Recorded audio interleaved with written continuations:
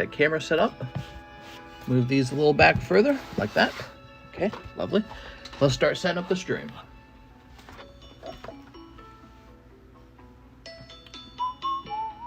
We are ready. Oops. That was from yesterday.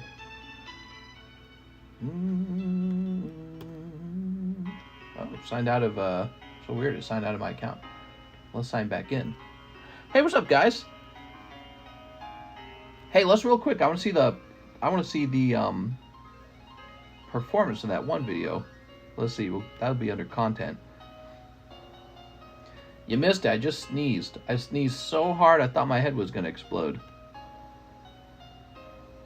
Okay, the video's doing all right. Very fascinating. I'm watching that video because I'm deciding if it's worth my time to make more videos like that. So let's go ahead and set up this live stream then. I hit the stream by accident, but I was certainly first, says Matthew. What's up, guys? All right.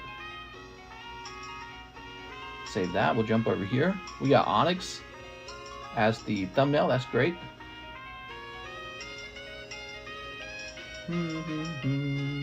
So what should the title be? It should be, how about Ultra Prism Break, Rocket Pack Break, live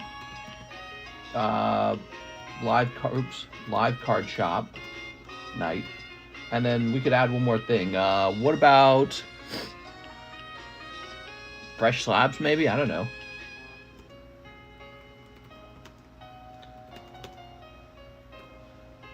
Okay, we'll hit save on that. Yeah, coming up with a title every night, it's a lot of, it's very tedious coming up with that title every single night. Ah, Birdie. Birdie from yesterday, we need to get his shipping done. Okay, so Birdie. Especially busy day today on Tuesday. And so I will have to catch up on some things. But today was especially busy, more than usual. All right, Birdie, sweet. Birdie, I've got your address in. Here we are. Actually, have we shipped you before, Birdie? I feel like I recognize this address. Let's go to international shipping. No, we've never shipped you before. All right, well, let's get started putting this address together. So, Birdie, sweet. Is it Company Riverside? Birdie Sweet, I don't know how to read your address. Riverside, Preston, Newbot. Let me send him something real fast. I have a form he can fill out. Let's see, where's the copy paste channel? Here it is.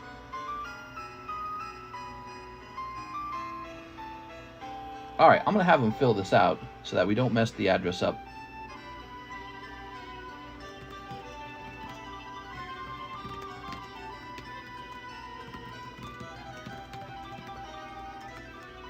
All right, so I sent Birdie the form. That's good. And then other than that, he's ready to ship. Let's jump over to my inbox real fast. I have a bunch of emails. I'm gonna start deleting some of these emails. Yesterday, or today was so crazy. My order is out for delivery. That's weird because I didn't get the delivery. Okay. When did I receive this? April 18th? Huh. Maybe it's a day late. Wait, this says it's been delivered.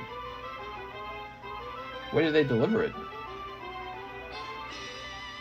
I don't remember getting this. Maybe John brought it in. I bet you John brought it in. Alright, so it's probably in John's room. Craigslist ad, Robinhood.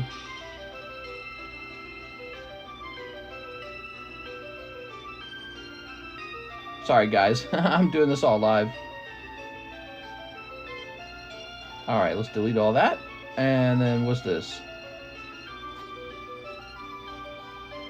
Oh, I see. Okay, wow. So how are all you guys? Who's here? How's the list? Where can I see how many subs I bought and how many I've gotten for free? Wow. No menu in the description. Try hitting refresh. Hit refresh. It should be there. Let me double check. Yep, hit refresh. Discord ping, mister. Thank you, mister. Tyler Stites. Let's go ping Discord. Welcome, guys. Happy Tuesday night.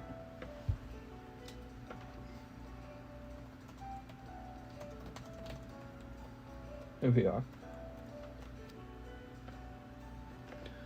All right.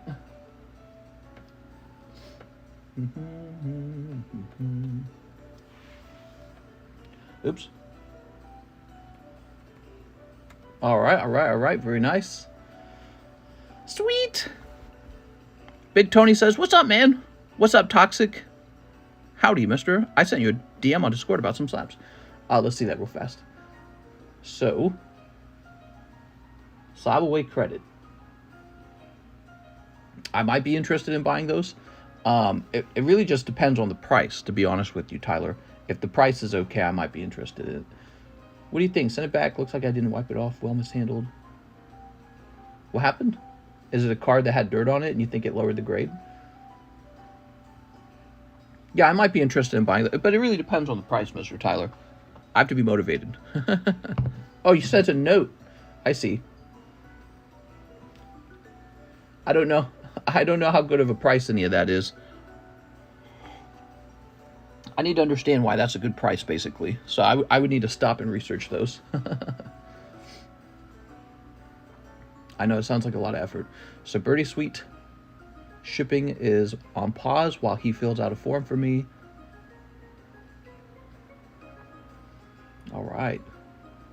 I had a doctor's appointment today, so I talked with the doctor. He basically had nothing to say about the cough. Also, I have a pain in my neck. He has nothing to say about that either. But they ran some tests on me, and they said I seem to be healthy. Except he told me I need to be getting better sleep.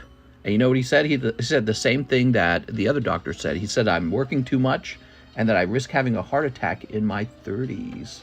So he's saying I need to stop working and go on vacation, and I need to have a better bed, and I need to have better off time to do things that are relaxing, because he says basically you don't do anything but wait to go back to work. So that's what the doctor's diagnosis was. So I had my doctor's appointment today. God says, don't buy Brahm. What's Brahm? TCC satisfying 100 lonely men tonight. Mister, did you send me an email? Did I? I don't think I sent you an email. As long as you're aware, yeah, that's the Crystal Kabutops. They got a 9. Thought it would be a 10. Oof. Shake my head, worthless doctors. Yeah, he didn't really have anything to say about my cough. Well, part of it's probably because I mentioned to him that it seems to be going away. And that's true, actually. The cough seems to be getting better over time. But then I got this weird neck pain now. And what they did, they ran a CAT scan on me, actually. They ran a CAT scan on my neck. And so I sat in the doctor's office for like 2 or 3 hours today. And he said they couldn't find anything wrong with my neck. So it's like he didn't care. So, but they took my blood. And so I'm waiting for a blood report, I guess. And yeah, nothing interesting, I guess. I gotta lose some weight, though, that's for sure. How much for a booster box of Scarlet Violet? What's up, No Limit Gill? No Limit Gill. Well, I generally sell packs one at a time. And just to make my life less complicated, there's just one price. So you could just take the price you see and multiply it by 36. But if you want, you can have one of them for free. So you multiply it by 35 if you'd like. All right, we got messages from Alex. Oh, I see. Okay, never mind. I shouldn't be going through my messages while I'm live. I should be opening packs.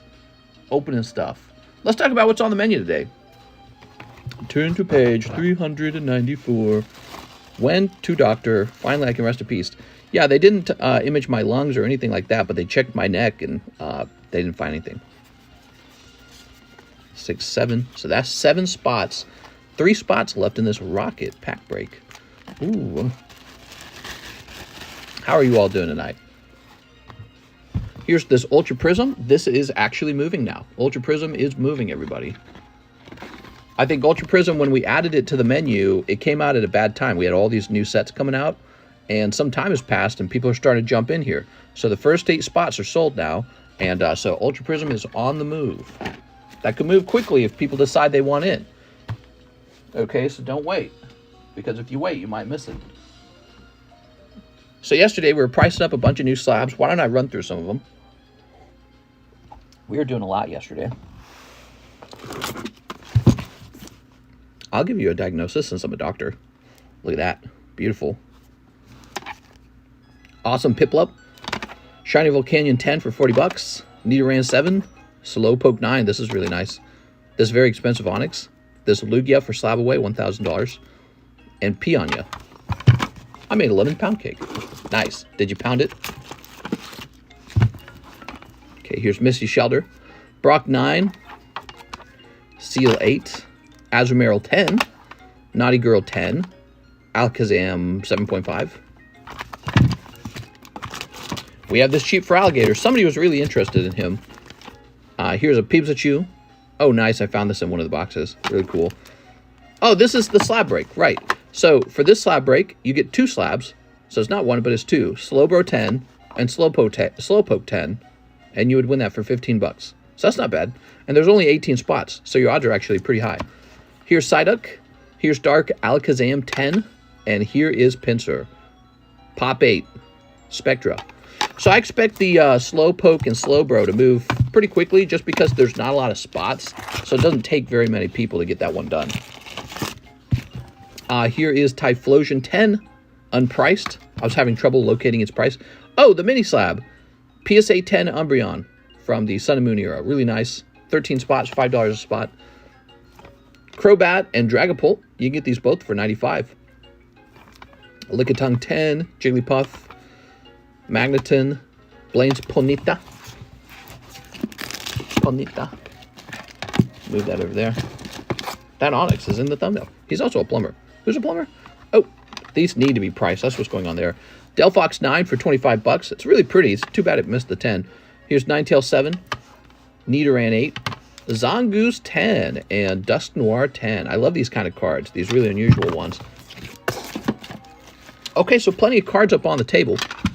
We'll get these priced up in a minute. I made a cell phone payment. Sandra Rocktoff, USA shipping. Sandra Rocktoff wants shipping. You got it. So this is the first order tonight.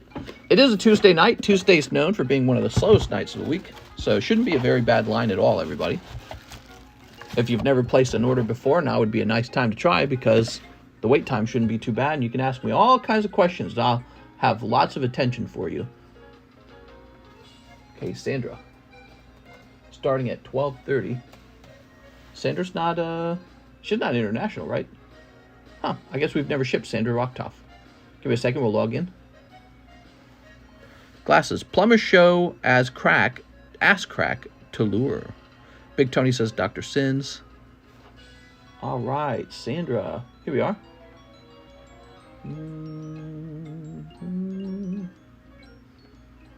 We'll grab this.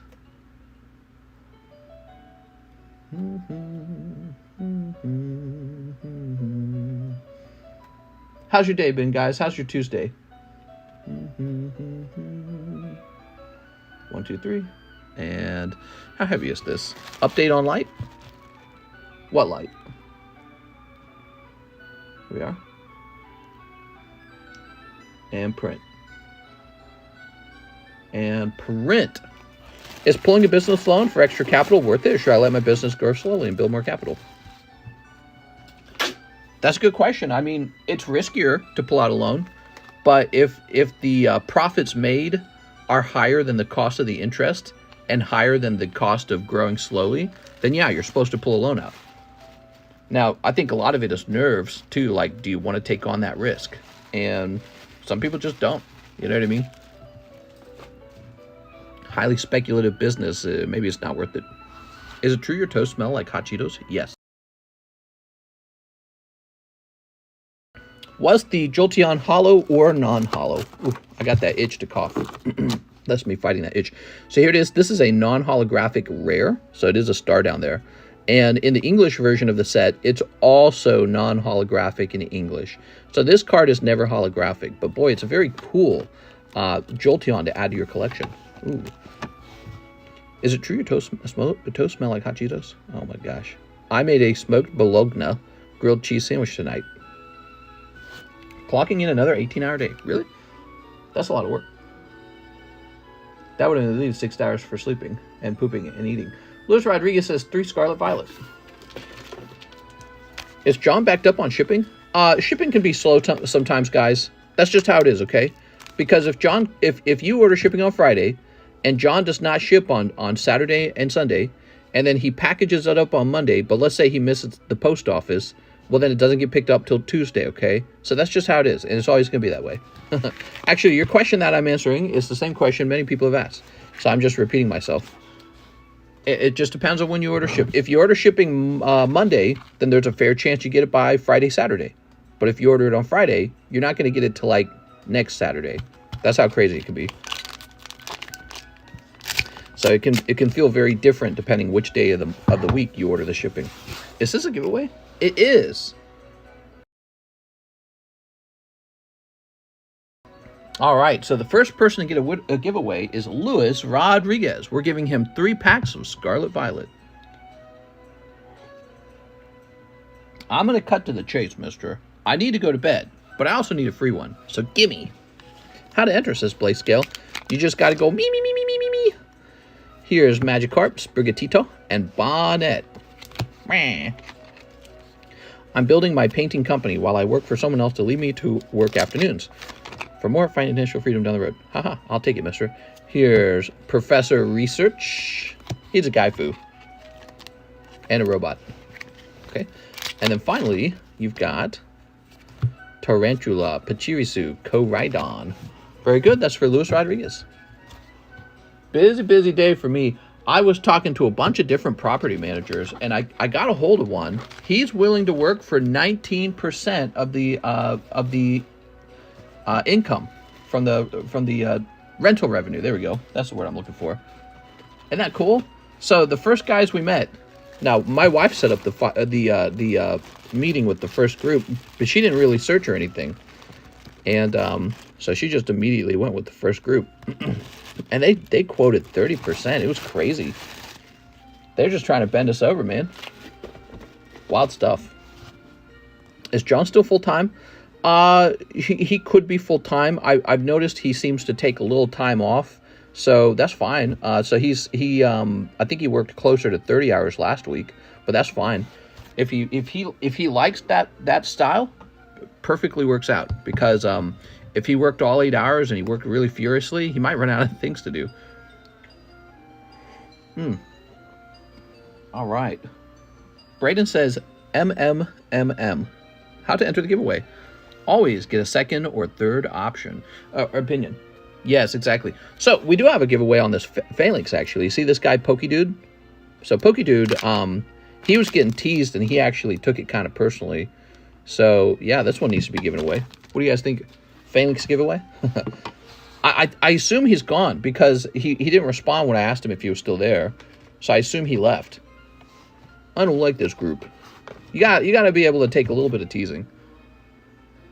Here's Antonio Suevas. SLAB-AWAY. How much to ship if there's only this one slab? How's it going, Antonio? So if it's just your one slab, I'll accept $5 shipping. Antonio. Let me think about it. You know, the truth is that the label costs about $5. And then the materials cost... So listen, the shipping is $5, even for a light slab. That's just how it is. That's first-class shipping. Anyone could show you this. And then I paid between 50 cents and $1 for the box. So that's really more like almost $6. Then I paid John like $21 an hour to do the shipping. So I don't know how long it would take him to ship your one item, but it's not free. So, you know, if it takes John 5 minutes to ship your package, that adds some sort of cost to it. In the end, $8, $9, that's pretty close to accurate. That's shipping and handling and materials. So $9 is really what it should be. I just try to make an exception for people that have maybe like an unusual scenario. Like, let's say they want a giveaway. Well, it's supposed to be a giveaway. So I'm not trying to make any kind of money on a giveaway. The reason we'll sometimes charge a little fee on the giveaway is because, to tell you the truth, it kind of filters out the kids, okay? But it also makes sure that you're not international. So if you're international, I can't just ship that to you for free.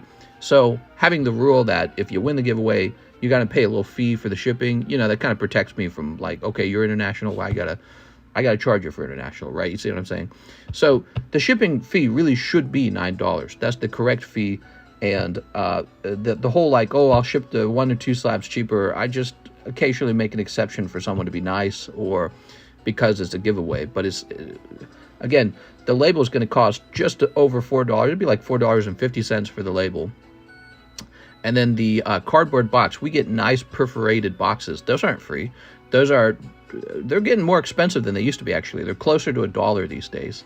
Excuse me. So it's really up to about $5.50 there. And then John shipping maybe adds about $3 of labor. So that's just about $8.50. So $9 shipping is correct. Now, if I were to go do the shipping myself, well, then I guess I wouldn't need to charge as much for shipping. The shipping would be cheaper because I would be the one getting it done, but then I'd have less free time, right? So it's like a trade-off kind of thing. I suppose the shipping should still be the same in that case, too, because it's like, I don't want to do it for free either, right? So John doesn't want to do it for free. I don't want to do it for free. You see what I'm saying? You're adding labor. But it's a curious thing. Yeah, it's a curious thing. Well, I would say part of the problem when it comes to shipping Pokemon cards is it takes extra careful shipping. If I'm shipping $1,000 card to you, that's not like selling you a $20 knickknack on eBay. Okay, you might print out like a $4 label on eBay and just ship it off to a person in bubble wrap. That's not what we do here. Our shipping department is more complicated than that. We ship truly expensive items, and mistakes can lead to $1,000 losses. So, you know, our shipping is on a different level than just shipping some $10 knickknack that you sold on eBay. All right, Sandra Rocktoff. Lots of talking, not a lot of shipping. Let's go ahead and print this. Wait. No, we already did Sandra Rocktoff. I talked myself into making a second label for her. Let me throw it away. I know what we were doing. We were picking a keyword out for this guy. What do you want the keyword to be? Let me go ahead and delete this secondary label. We don't need to. All right. Mr. Slab the giveaway slabs yourself to save cash. Slab the giveaway slabs yourself.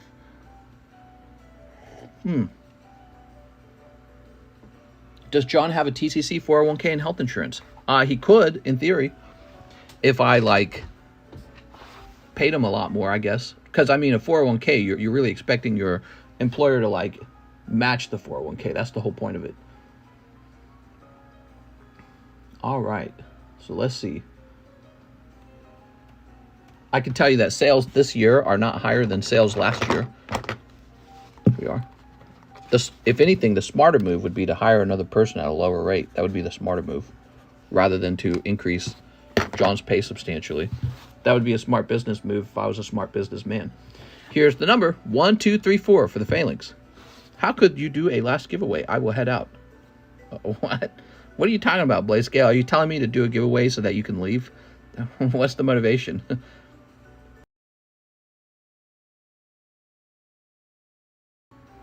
21 in Missouri is pretty good out there. Yeah, so the minimum wage in Missouri is currently set at $12 an hour, I believe. And this isn't quite a minimum wage job. It's a skilled job. But, you know, I think you could probably hire someone on to do it for about 18. Especially the shipping itself. But, you know, I like what we've got going on. John does a good job, except for when he doesn't. Except for when something gets shipped to the wrong person. Here's Braden Cisco, 10 one-piece English Paramount War. Okay, cool. That's a big order, actually, because Paramount War is expensive. I need to leave communist California. Well, you know, the ability to become wealthy is a combination of how much can you earn minus your costs. Well, if the costs rise high enough in California versus the amount you can earn in California, and you have to do certain jobs to make good money in California, well, if those don't play out well, then you should do an analysis of the other states, because it might be a better financial opportunity in the other states. I tend to look at California as the place to go if you're kind of already rich. You know what I mean? All right, where are my one-piece boxes? Here they are.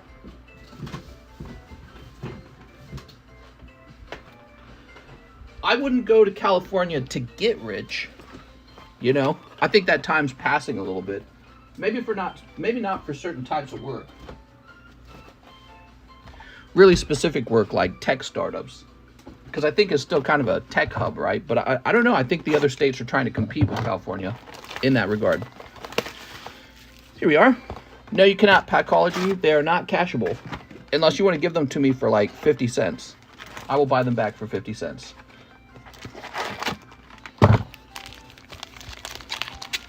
You can sell them, though, to other members. You can say, buy this from me for $4. Of course, then you'd have to retrieve it or ship it to them. I need to clip my thumbnail, man. My thumbnail's getting kind of long. $20 an hour doesn't feel livable wage in California. Sure, I mean, if your rent's like... So John, that's the other part of it. John only pays $900 in rent for a big, kind of a decent-sized home. California, I mean, the home John's living in would be like... It'd be like $500,000 to $800,000 in California. I bought it out here in Lake of the Ozarks for $140,000. So just think about that for a minute. That means I can charge John way less rent, and John can still earn $21 an hour out here. So that's if he's going to do that work, it's a better type of work to do here than in California, because otherwise his cost of living price will be much higher. I think he pays less taxes too, I'm pretty sure. If you're a third or fourth generation, you'll be okay. Here we are. Yo, what's this 1234 mean? What's up, Dranzer? Nice of you to join us. That's a giveaway code. All you got to do is type that into the general chat, the live stream live chat, and you will be entered into the giveaway. You got to type that and just that in the message. Don't type anything else in the message. I'm new. Hype to watch some Yu-Gi-Oh! 25th anniversary opening. Yeah, definitely. Well, he did type it, but he typed it in a long message. So he needs to type it all by itself. The way California is going, it won't be a feasible state to live anymore. It'll only be for the rich. Yeah, that's a real thing too, right? That's a real thing. The rich don't necessarily want you in their backyard. They want you to leave. They want their area to be just for the rich. They want you to live 40 minutes away, an hour away, and then they want you to drive in and service them. They don't want you in their neighborhood. That's a real thing. They don't want the riffraff. Here's Kuzan. Ooh. I guess Hispanic could mean anything. El mío, I'm American but born, but Mexican blood. Man, why do I have such a crazy urge to cough in this room? It's really wild. I really get an urge to cough just in this room. I talk out in my family room all day long. Come in here, sit down, start talking. Boom, throat is itchy and I want to cough.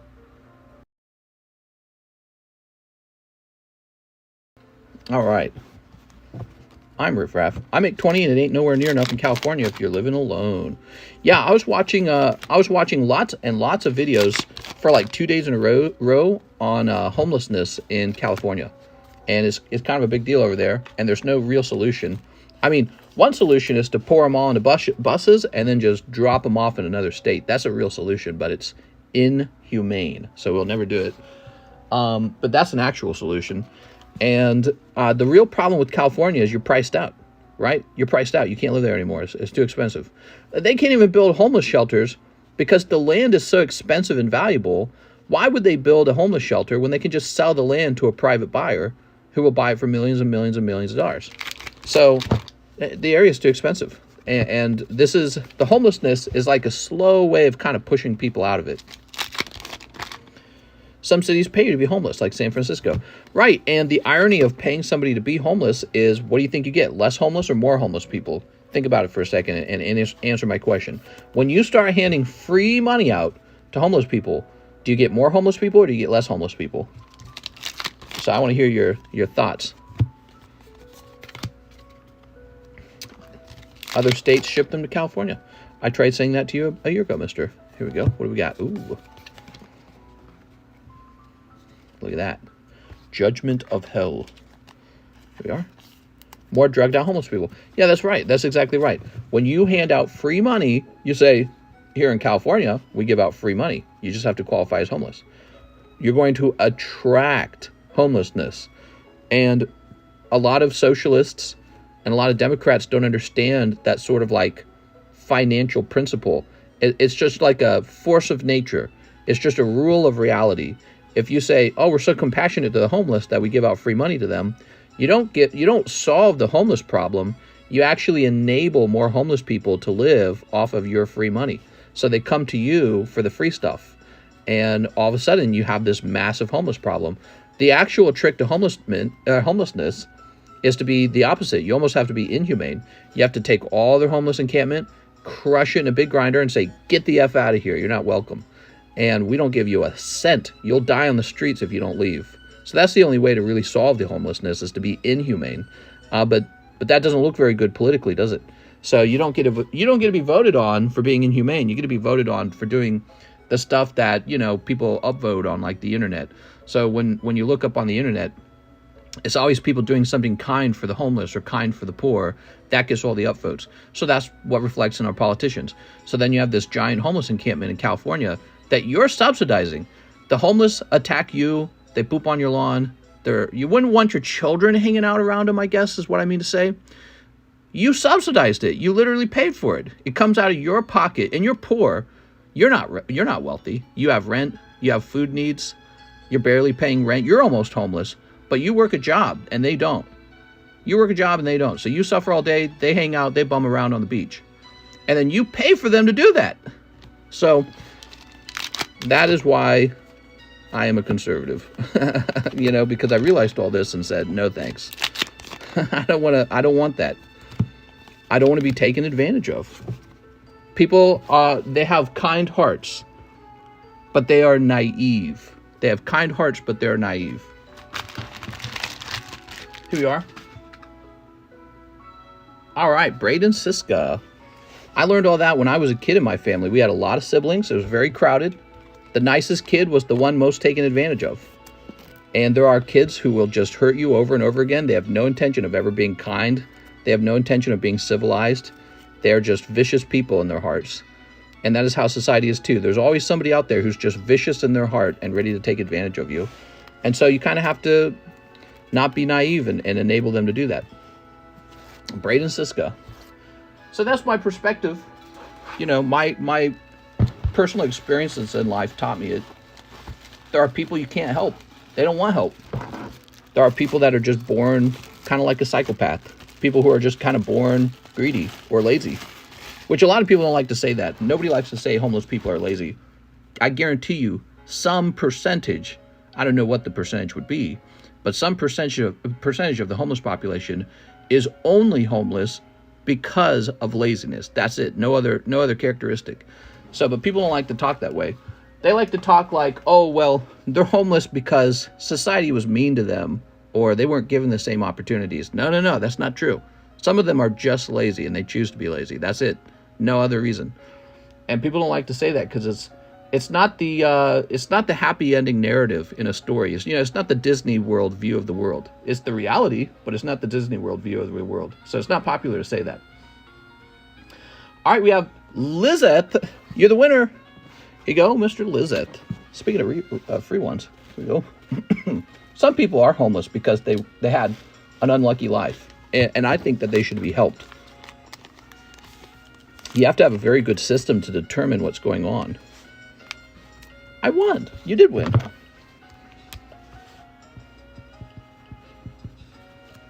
There we go. Sometimes it's like a woman who got divorced from her husband. Once she wasn't hot enough, she got divorced and now she's homeless. Somebody with a disability, that's very common, disabilities. Somebody who does have a mental problem. Then there's beach bums, right? That's a real thing. And then there's people who are like, I don't want to work 8 hours a day. I'd rather come here and collect free money. I can live in my Winnebago and collect free money. You know what I mean? So there's a difference. Which one do you want to pay for? I want to pay for the lady who got divorced by her husband and she's down on her luck and no one will hire her because she's old and she's not pretty enough. I want to help her. Some guy who's a beach bum, he's like, yeah, I figured out that I could actually make it by living in my Winnebago and collecting my homeless stipend and getting the free food. I don't want to give money to that guy. I would tell him to get his lazy ass off the street and get back to work. Stop being a little bitch. Kind of be a man or something. All right, here we are. Cinna starts that again. Go suffer. Go do something productive for society. Not here for you to just mooch off of me. It's crazy, man.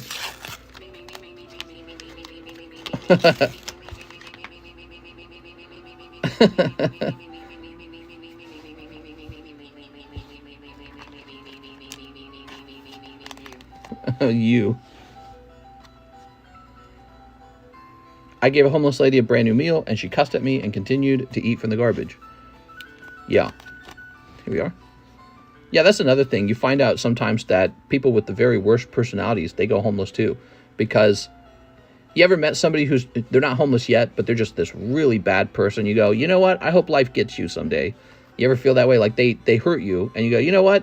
Yeah, you hurt me, but I hope life gets you someday. Sometimes them going homeless was life finally getting them. And so now you turn around, you're like, you're homeless? No. Oh, let me take care of you.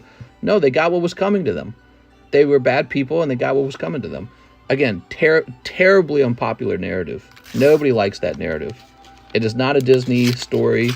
It is a much more boring, less interesting, sad, and maybe lethargic and apathetic ending to hear those kind of concepts. But yeah, there's bad people in the world, and they finally go homeless because they're not very good. Here we are. All right, what we got here? We all gonna die, mister. Karma gonna get you. Yeah, karma got them. Some of them are people who were bad, and karma finally got them. You can't be a bad person for a long time and not have something, you know what I mean? Like, you treat your coworkers bad, you treat your boss bad, you treat your boyfriend bad, you treat your girlfriend bad, you treat your kids bad, and but there's just a great job waiting for you around the corner, and you got plenty of money. That's not how it works.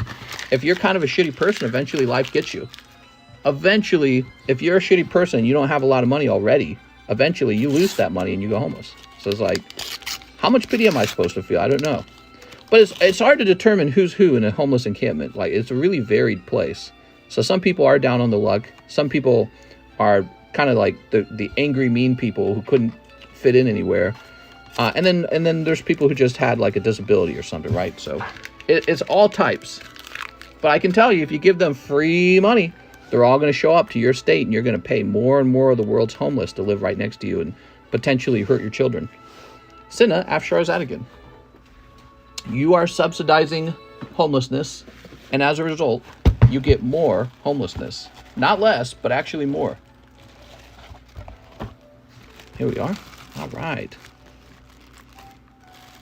Mister, can we listen to Sonic music when you open my order? Sonic music. That's why you treat family nice. Yeah, it's true, though, because when you treat family nice and you're hurt and you need money, they go, dude, you know, I love you. We had all these good times together. Let me just give you money, please. Let me help you.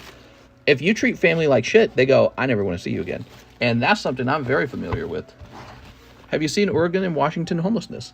I hear that it's pretty bad in those places, too.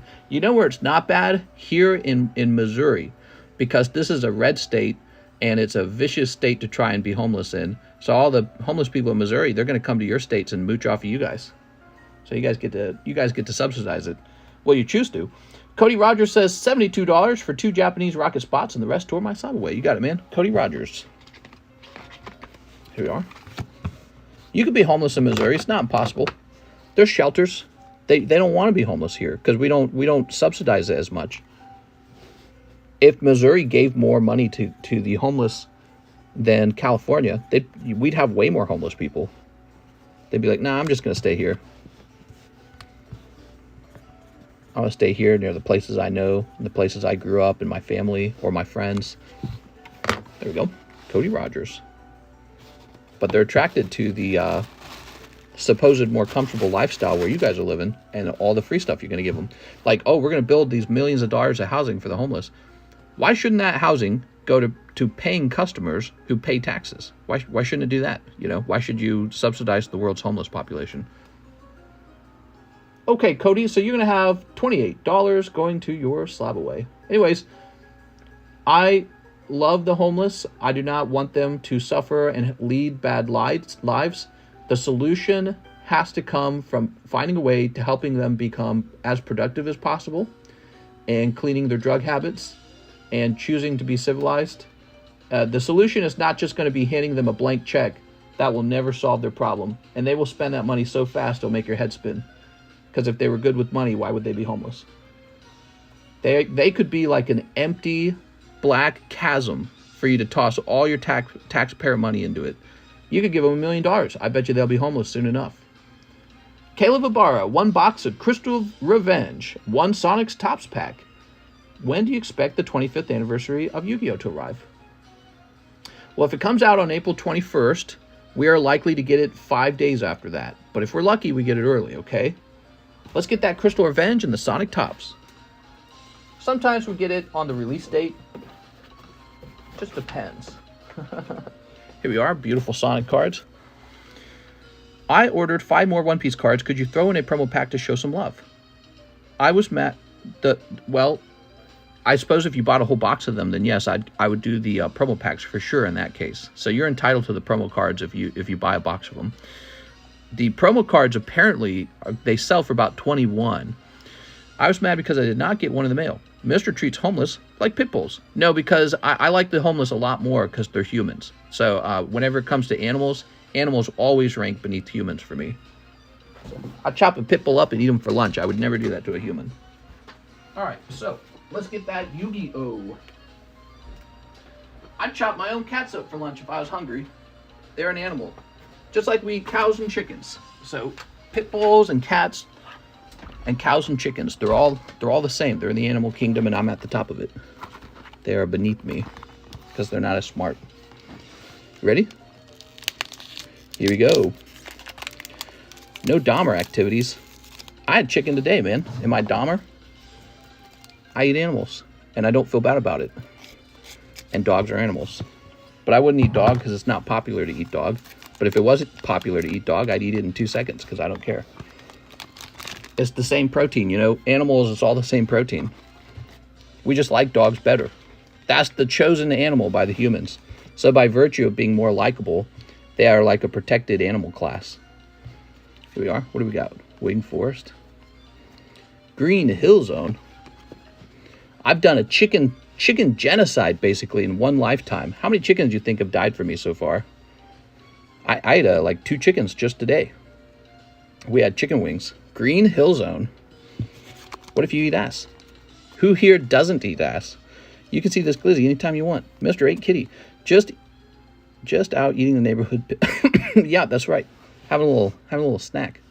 No, but you know, obviously the other issue is a pet is someone else's property. But yeah, I mean, if our society it was popular to eat dogs, I wouldn't think twice about it. It would just be like I don't think twice about eating a rack of ribs off of a pig. I don't care. What am I supposed to feel guilty about? Keep Mobius clean. Here's a rotten egg.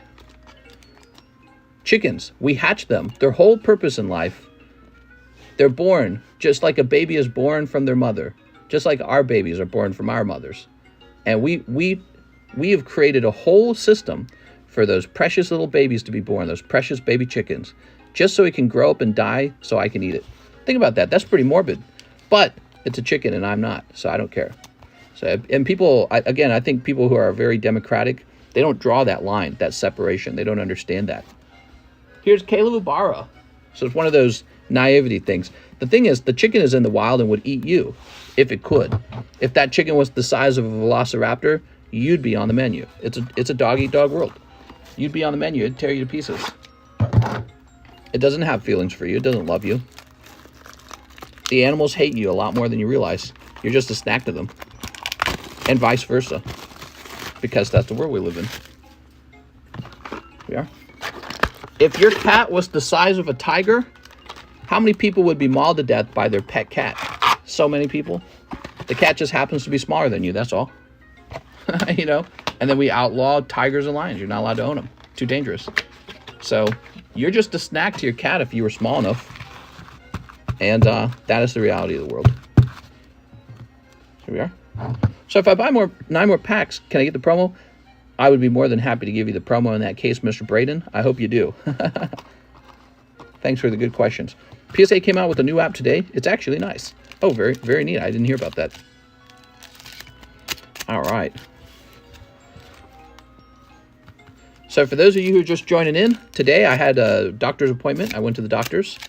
They did a CT scan on my head and neck, found nothing wrong with me and my head and neck, and had nothing to say about my cough, and had nothing to say about some neck pain I've been having. They said my neck looks healthy. So they took my blood. They didn't run any other test though, and I don't know the results of the blood test. Here we are. What's up, David? I'm sure I get to pay a nice expensive doctor bill though now. All right, sneak. Doctor said I was healthy. I told him I was sleeping on the floor on a mattress. He told me to buy a real bed. He said, you're too old to be sleeping on the floor. I sleep like a poor person. He actually saw my sandals, and I think he kind of assumed I was like a poor person because my sandals are falling apart because I don't like to buy new stuff. It's just in my nature. It's in my personality. And I was like, I could afford like $2,000 sandals if I wanted to. That's why I told him. I was like, I don't care. But that's the whole thing. I don't like them. I like my plastic. They're plastic sandals, by the way. I like my falling apart plastic sandals, and I'll keep wearing them until they absolutely fall off my feet. And they're unusable at that point. And then I'll buy a new pair of $10 sandals again. You know, Caleb Ibarra, let's get it, man. Tune, Blackluster Soldier. Oh, that's pretty cool. Why you sleep on the floor? So part of it is just because we moved, and I just like to focus on work. So I have not focused on doing anything nice for the house. And my wife is the same way, unfortunately. We need like a housewife. I wish there was like a service you could hire, like a housewife service, where somebody came over. It could be a girl or a guy, I don't care. And they just did all the things that a normal housewife would do. And so somebody who could just like make our home nice and be like, here, I went shopping for furniture. I got new drapes. We did the wallpaper. You know what I mean? Stuff like that. Because we don't have that. And so we're living like a couple of college dorm roommates. It's really bad, actually. Maid that lives with you. Yeah, exactly. There's topless maids in LA. Seems like a great business. Well, maybe for the topless maids, I would never order that. What a waste of money. You want to see a pair of tatas, just go online, man. It's free. Yeah, hire some maid to clean your house for $200 an hour. You're way overpaying. Save a bunch of money, just hire a regular maid, and then while she's all busy cleaning, just go watch something on your internet. Such a waste of money. But, you know, good for them. Good for them for finding a way to make $200 an hour. Probably more than I make. They're probably making way more because they got hot, pretty boobies. Mister still got Naruto Chinas. Yeah, we have a limited number of them. Let me talk about it real fast. So the Naruto Chinas, we have 1, 2, you're talking about these. 1, 2, 3, 4, 5, 6, 7, 8, 9, 10, 11, 12. After these 12 were sold out. I have more on the way because they were so popular. Interior decorator. Eat better and exercise. That will fix 99% of ailments. Only time to see the doctor if you hit the genetically unlucky cancer lottery.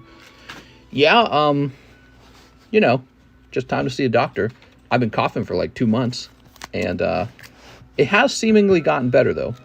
But you know, talk to the doctor, and he again, he didn't have anything to say about my cough. He's signing me up to see a heart doctor though. I wonder if he's thinking that the cough could be related to like, I don't think so though. I mean, like, but I think he's signing me up to see a heart doctor just for regular, you know, just to make sure everything's good, and plus the fact that I haven't really talked to any doctors ever. So, but he didn't have anything to say about the cough. He told me I seemed healthy. He didn't find anything wrong with my neck. And they did a neurological thing too. They did like a test on my brain, which I never had anything like that before. Maybe you have a chicken feather stuck in your throat. Yeah, but the other thing is the cough has kind of died down a bit. The cough has died down quite a bit. So, did he listen to your heart? Oh yeah, a bunch of he was listening to like my neck. He was listening to my heart. He was yeah, he was running some tests, I guess. He said my heart sounded amazing. Here we are. We got Ninja Shadow Mosquito. Well, he gave me the same warning the other doctor did. He said, if you overwork, you will die young. That's what he was saying, because he was asking about my lifestyle. And I just told him a day-to-day basis. I'm like, I work. Then I take a break where I basically just have dinner. Maybe we go for a walk. Maybe we watch some TV. Then I go back to work, go to bed, wake up, go to work. Just like that. And he's like, you die. He says, he was telling me this actually. He says, I meet a lot of 30-year-olds who then die in their 30s from heart attack. And he's like, you could be the next one. I said, oh no. He told me, where do you work so I can write you a letter, a doctor's note to take time off? And I said, well, I run my own business. And he was like, so you could just take off whenever you want? I said, well, yeah. And he's like, but you just don't, do you? I'm like, nope. I was like, there's no reason for the doctor note. I like that Royal Straight card. It's so cool looking. But he said he related to that because when he was younger and he was in med school, he said he was kind of a workaholic. And he said it's not worth it. That's what he was telling me. He wasn't like super old. He looked like he was 40s, 50s. He told me I needed to take a vacation. He told me I needed to have time off. And he said it is very possible to work so much that you die in your 30s. So he believes that work leads to like a higher level of stress. It's really interesting. And that turns into like heart disease or something. Here we go, Caleb Ibarra. Mr. Caleb. So he signed me up to go see a heart doctor and told me to get a fancy bed. All right, you got a box. This time, Caleb, this time, no ultra rare card. Here we are. Starlight rare. Did you see the other card? You know it barely squeezed by as a 10? It was actually off-center, the Starlight rare. Just barely squeezing by as a 10. It was a borderline card. All the red die, 69, going to get TCC. Yeah, we had to stop eating our favorite popcorn. There's this spicy popcorn we like. We recently stopped eating it because we're like, all right, we know it's got red 90. I wish they would just not color it. I'd buy it all day long. All right. Pat Gibbs, Umbreon Mini Slab. What's up, Pat Gibbs? Welcome, man. Go on vacation, mister, or your wife will have a nice pokey inheritance. Yeah, it's true. She will not love these cards like I do. She will just sell these on eBay. If I die, keep an eye on eBay for my collection. You might get a good price on it, because she will not work as hard as I will to get a good price. All right, let's see what we got next. Mr. Steve Gonzalez, 5 packs of Naruto KO Tier 2 Wave 6 new bag, I think. Steve Gonzalez. So there's only 6 of these left then. My lifestyle is real bad right now. Yeah, he told me he wanted me to talk to the heart doctor about lifestyle. And he said lifestyle changes. So that's what he was telling me. So I think he believes I need to change how I'm doing my day-to-day stuff. I don't know. How am I supposed to? I don't know. It's really hard. I don't know what it is, but it is hard hard for me to change this particular routine. I've been doing it for so long, and I enjoy it. You know, I feel like I get a de-stress from being here talking to you guys, opening Pokemon cards. This actually feels like one of the lesser stressful points in the day. The stressful points is thinking about issues, like somebody's got an issue that needs resolved. Maybe their card got misshipped. Maybe Slab wasn't encapsulated correctly. Maybe I didn't open one of their packs. Something like that, right? So a problem pops up, and then I got to find out how to fix it. That part's stressful. This part, this is fun. This is almost like a de-stressor. So it's a complicated thing, because it still worked though. Because I wonder if I was just completely clocked out in my mind from work. I don't think I felt that for years. I didn't care about Pokemon cards and the Pokemon card hobby and the channel and all that. Walking on the beach like a bum, like a beach bum that I was talking about. I think I would be lower stressed. So, yeah, I don't know. It's a weird thing. Just do the stream while running on a treadmill. Oops. All right, what do we got here? Eat better, take deep breaths. Here we are. I don't eat terribly, by the way.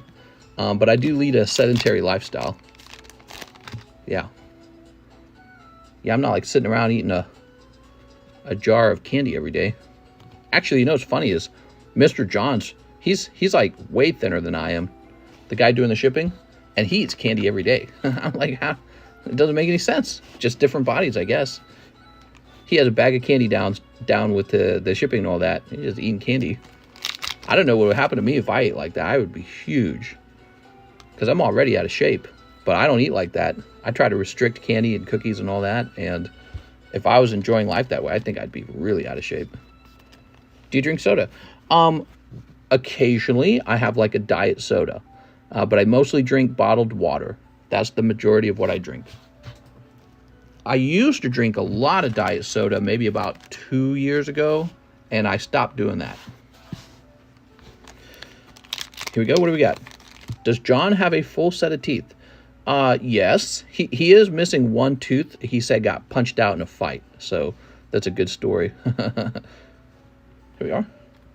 I think if anyone is overweight, they are eating wrong unless you have some thyroid problem. Well, yes, well, when I eat a lot. So even if you gave me like a bowl of mostly healthy food, chicken breast and rice or something, I could eat enough chicken breast that is like, it starts to be kind of a lot of chicken breast, you know what I mean? Or like a bowl of scrambled eggs. That's not real bad for you, a bowl of scrambled eggs. I could put away 12 eggs like it's nothing and then be like, oh man, what are we eating next? So I just have like that ability to eat a lot for some reason. What are we having with that? Or like a steak, you know, people get like a little steak. I get like 10 of those. Pizza Hut, you order 2 big pizzas from Pizza Hut. Now that's unhealthy. I can eat both pizzas. My hand's tied behind my back. So I just have like this ability for a large capacity of food. And I don't know where that comes from, but all my siblings were like that. We were all the same in that regard. I remember growing up. Here we are. So, you know, it's hard, but I know I have to control portions.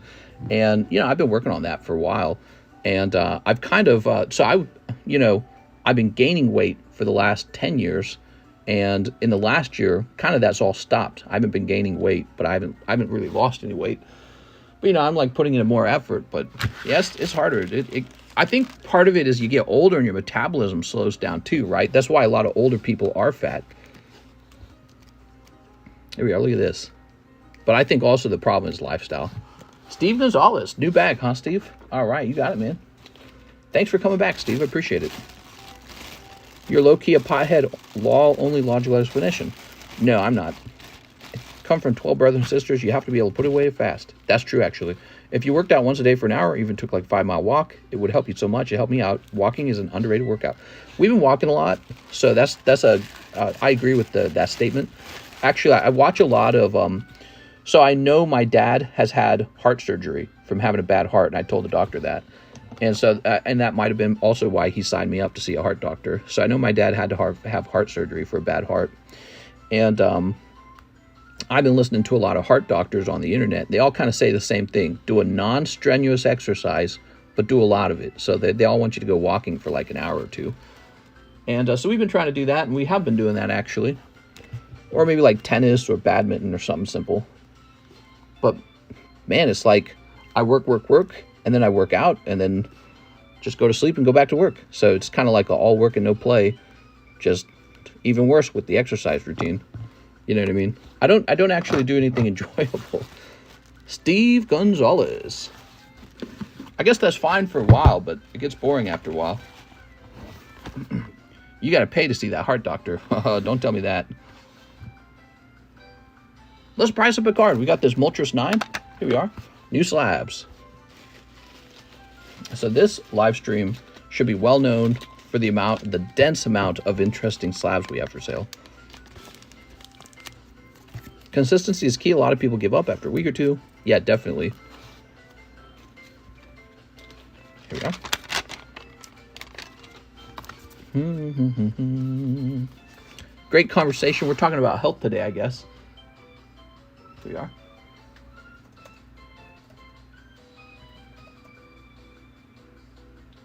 Fossil. He's a fossil card.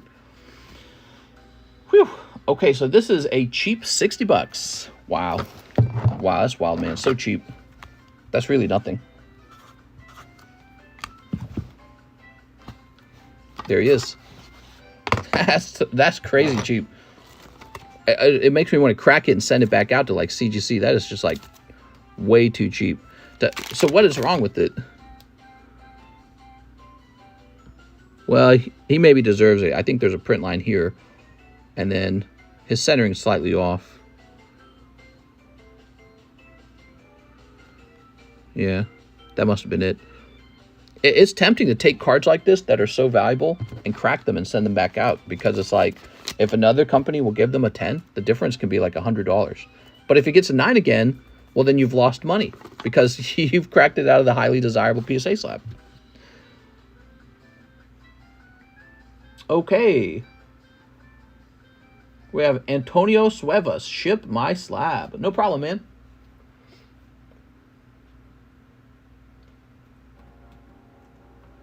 Sounds like it's one slab, huh? Give me a second.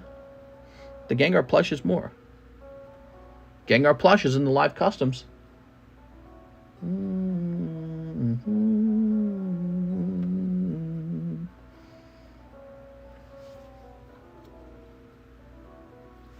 Appreciate you guys being here. I hope you're having a nice night. It is Tuesday night. What do you guys do on Tuesdays? What kind of work are you guys doing? I know a lot of you got to be employed. How else would you afford these cards? You know what I mean? Okay, Antonio. I got an address that begins with the number 3. Work, watch, TCC, repeat. At work again. Work. Yeah. It's that time to work. And you said you got one slab. No problem. Here we go. I put lids on cans. Do you really? Respiratory therapist. Really? That's funny because I've been having a cough for like 2 months. I went to the doctor. He didn't have anything to say about it. I told him about it. He didn't care. Out here on the boat. Got 2 more weeks to go. But traveling and getting fed plus paid, loving life. I told him about the neck pain. He did a CT scan on my neck. Told me my neck was fine. Okay, so this is going to be 1 slab.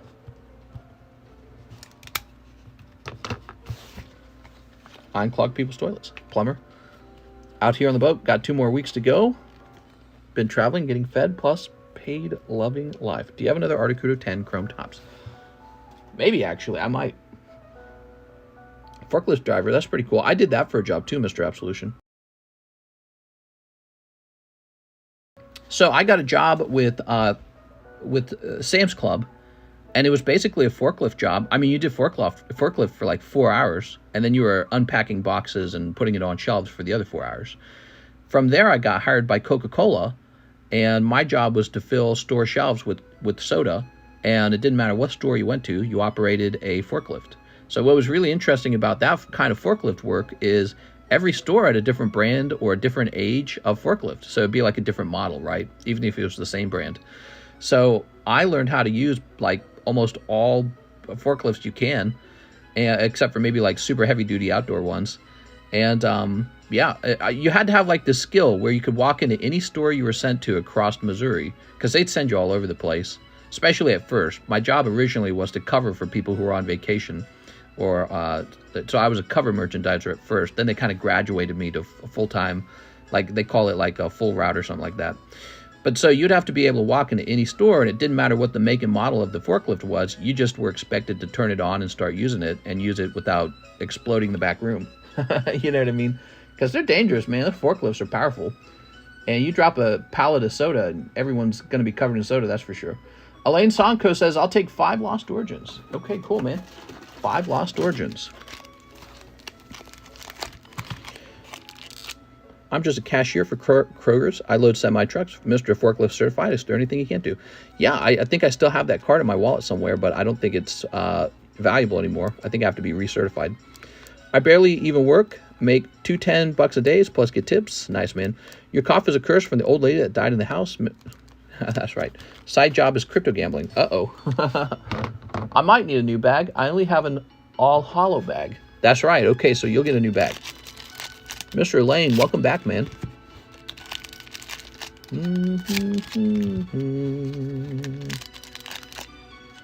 Welder, Toyota Highlander cards. Welder's a good paying job. Did you guys know that? Although, I think there's an increasing body of evidence that welders have a higher rate of cancers and stuff, right? Because you're working around these fumes that come off of what you're burning and also what you're melting. Here we are. So we've got Min Fu. So they are finding out that being a welder gives you a higher chance of cancer. The old lady's in the walls. She's rotting in the walls. I get that free Cali money. Do you? Here's Giratina.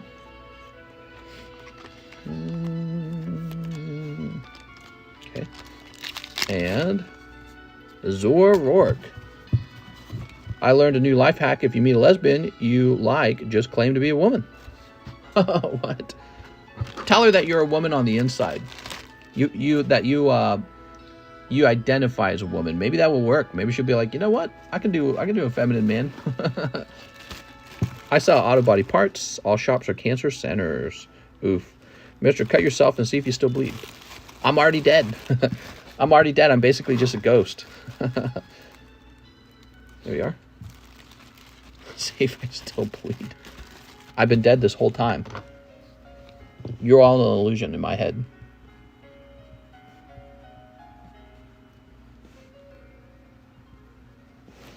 Just messaging again about the for alligator and typhlosion. Did you see a few on eBay in the end? Would be interested if you're willing to sell. If you're willing to sell both. Yes. So it's my job to sell cards. So you should go look at that again. I wonder why I didn't see it when I first looked at it. Let's try it a second time.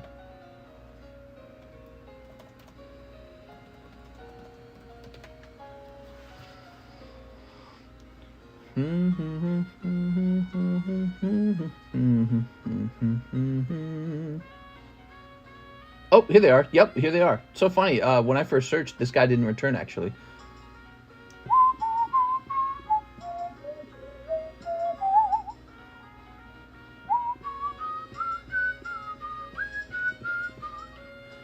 Well, so... yeah. Let me go find it.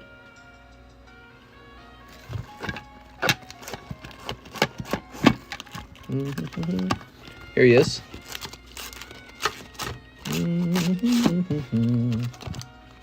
Where'd the for alligator go? Here he is. So I do 120 on the for alligator. And what I'd like to do on the Typhlosion is 425.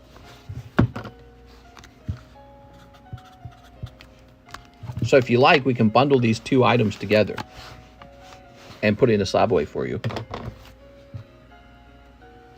You might bleed blue. Alex, Mister's a ghost. Ghosts can go through bodies. Love the whistles, Mister. Oh man, I don't always be aware of when I'm doing it because it's just kind of a reflexive kind of thing. Do you ever wonder what it all really means? Kanye West. Isn't Kanye came out and he tweeted that he likes Jews again or something like that, right?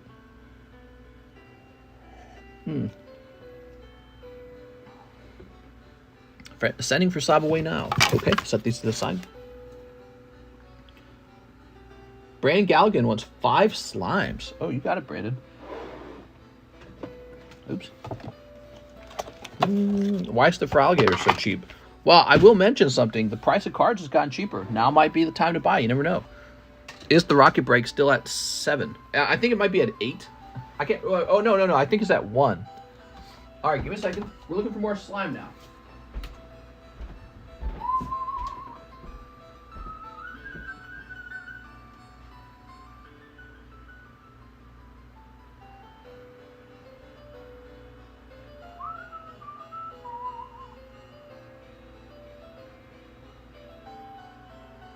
No, I think that's the end of the slime finally. I think I remember this last time. We were running out of slime, and then I happened to stumble across one more box. Wasn't that it? Hold on. We are out of slime now, I believe. That is the end of it. So he wanted 5 of them. I didn't realize we had one left. $6 a piece. And that's for who? Brandon Galligan? I tell you what, Brandon, I'm going to open this for you for free. If it's a hit, I'm going to charge you $6 for it.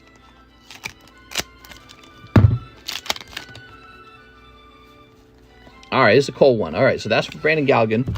So you got that for free, Brandon. That was the last pack. And now, Brandon, you're going to get $30 back.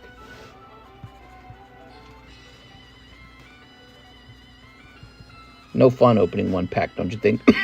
Excuse me. Why am I coughing? I don't get it. There we go. It's so weird, man. I talked all day long. Come in here and I start talking. Cough, cough, cough, cough, cough. All right, Brandon. You're over here. Did the rock. All right, I read that. Just do credit. Yes. Yes, we'll just do credit. All right, Mr. Brandon. Thank you. Appreciate it. Let's go get that off the menu. Brandon. We're looking for WEISS. Slime. Finally gone. Crazy to see it go. When you get the blues, come on, get a rhythm. What? What are you talking about? If you're new and you place an order, I'll give you a free Cardconomist slab. That's something we've been doing lately. Where are my Cardconomist slabs? I don't even know where they went. Thought I had a bunch. I don't know where I placed them. Oh, wait, there they are. They're kind of hidden. Give me a second. There we go. How about this one? All right, beautiful. So that's an example of a free card. Toss that back over there. Dead Lady Kisses for Mr. Smooch. Okay, so now we have Sergio L12, 2 one-piece English. So I think this is our only one-piece English. What if I'm starting a new bag? Well, that's different from being completely new. We're looking for people who are entirely new. Hey, I never got a gift for being new. Yeah, I know. Something we're doing recently. Sorry, guys. I know some of you are thinking you're cheated out of a new one. Okay, we have these two hollows.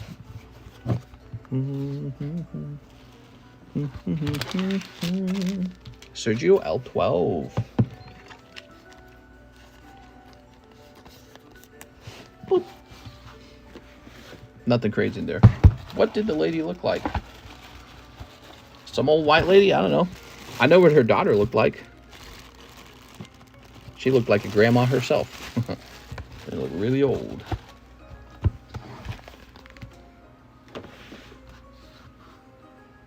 Braden Siska, 5 one-piece Paramount. You got it, Mr. Braden. 1, 2, 3, 4, 5. There you go, Braden. I picture a skinny, tall lady. Maybe. Let's get that slowpoke moving, man. The slowpoke slow bro. Just 18 spots, $15 a spot, 2 slabs. Lovely cards. I'd love to see that end tonight. And then after that ends, we'll pick out something fancy, okay? This is kind of like the in-between cheap one. We'll pick out something fancy after that one. Is your hair braided? My hair? Like me, card economist? No. Funny question, Spin. Okay. You got this guy, Edward Newgate. Don't forget the promo and provision pack from that set. I ordered 9 more.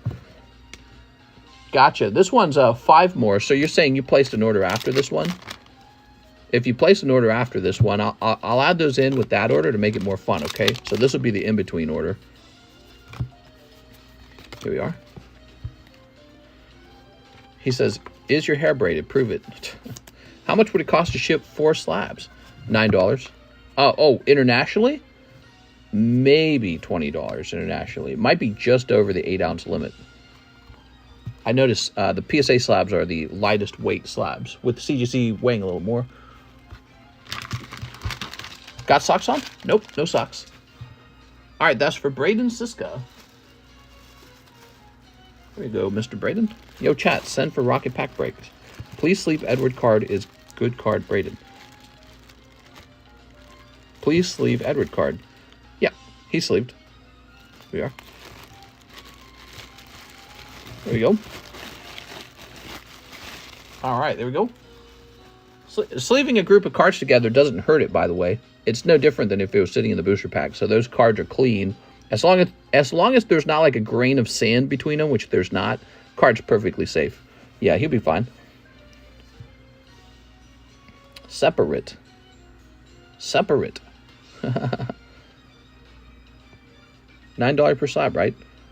Oh no, it's not $9 per slab. It's just $9 for all of it. Braden says, damn. Guys ready? Here we go. We've got Paul Newman, Mr. Paul. The reason I put him in the front is because he's the better card, right? That's like a $10,000 card, mister, says These Nuts. Oh my God. Paul Newman says, I'll take a Topps Sonic. Yes, these are extremely rare Sonic the Hedgehog cards. You got it, Paul. Anything for our friend Paul Newman. I paid a lot of money for these, too. These were not cheap.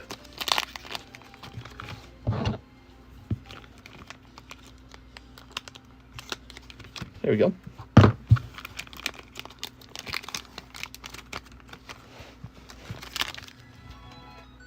All right, so these guys are no joke. These are pricey $35 packs featuring Sonic the Hedgehog, all gradable cards. Here we go, special stage. Oh my God.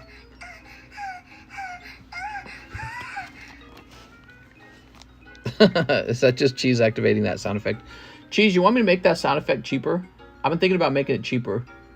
That was Mr. Left Eye. I'm gonna change the price on that so that it's cheaper. Because I love that sound effect. It's very funny. Let's see. Under variations. I'm not gay no more. No gamma. Daddy chill. China. You ain't got the answers. Shut up and take my money. Anime sound effect. That's $5.69. We're going to change that to be... It's going to be a $3.69. Okay. Anime sound effect. And Snap My Back Bro is going to be $3.70. Okay. And where is the...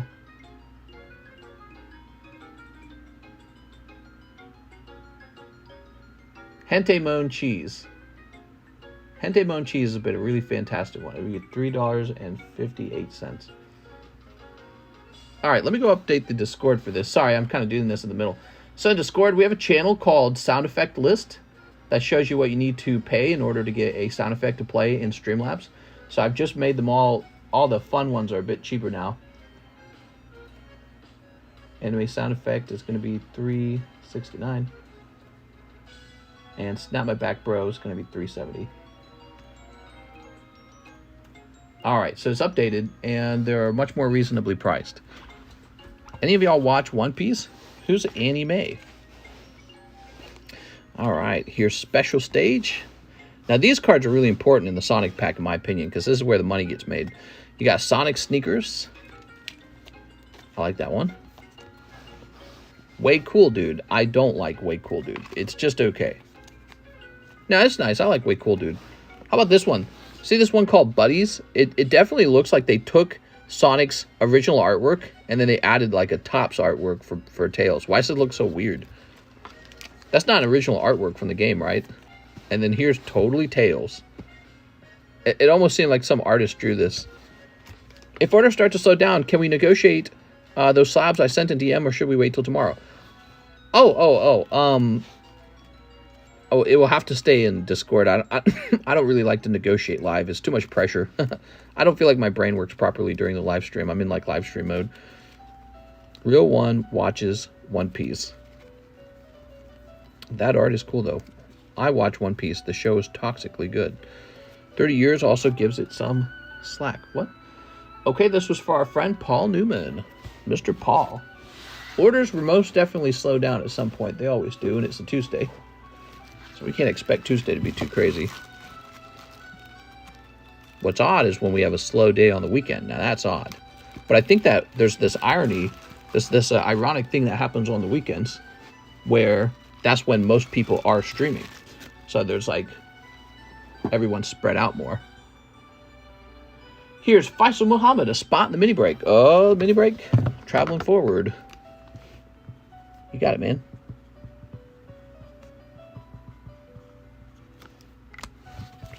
One Piece is trash.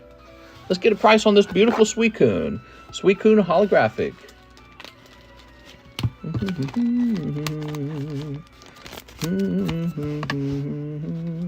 Now, this is trash. I'm in pain. Can I kiss my boo-boo? I think he meant, can you kiss my boo-boo? Smooch. How about that? Is that better? All right. This is going to be Suicune. From what? Darkness? Darkness.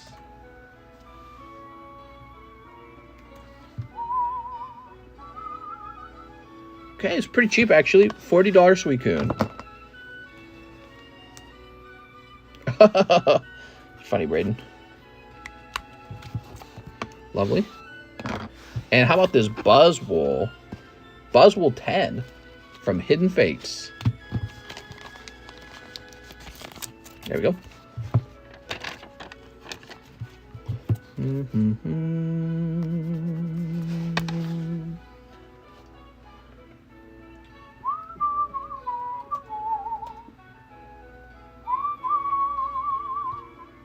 So this is $30. Thank you very much. Wow, we just got tons of slabs. Cool, man. We have an order now from Braden Siska. 9 more Paramount War. All right, you got it, man. That's a huge order. I appreciate it, man.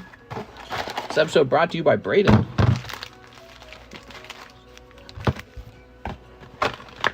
There we go. One piece is trash. 8, 9. There you go. This goes back here. And then we're going to grab these 2 packs. All right. 1 box promotion pack. So for those of you who joined in later to the stream, I have been shopping around for property managers real fiercely. And I got one finally who is saying that he will work for 19% of the rent for 1 year. Then it kicks up to 23. That's pretty good, huh? I went from 30% with the first guy to 19% with this other guy.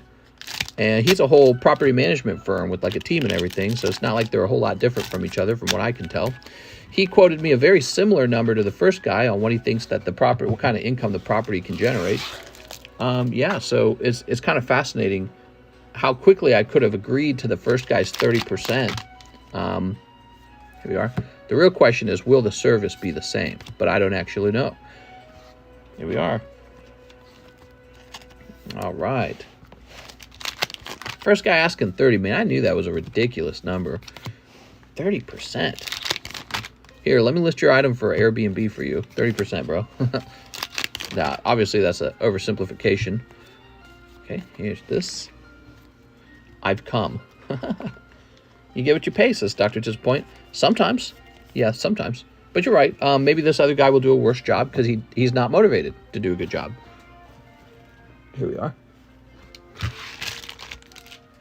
All right. I'll do it for 18.9. I'd be happy to hire somebody from this group to do the property management. That'd be very cool. But you'd have to be good at it. And so you'd have to form like a team yourself. So that's tricky. What do we got here? That's a golden card.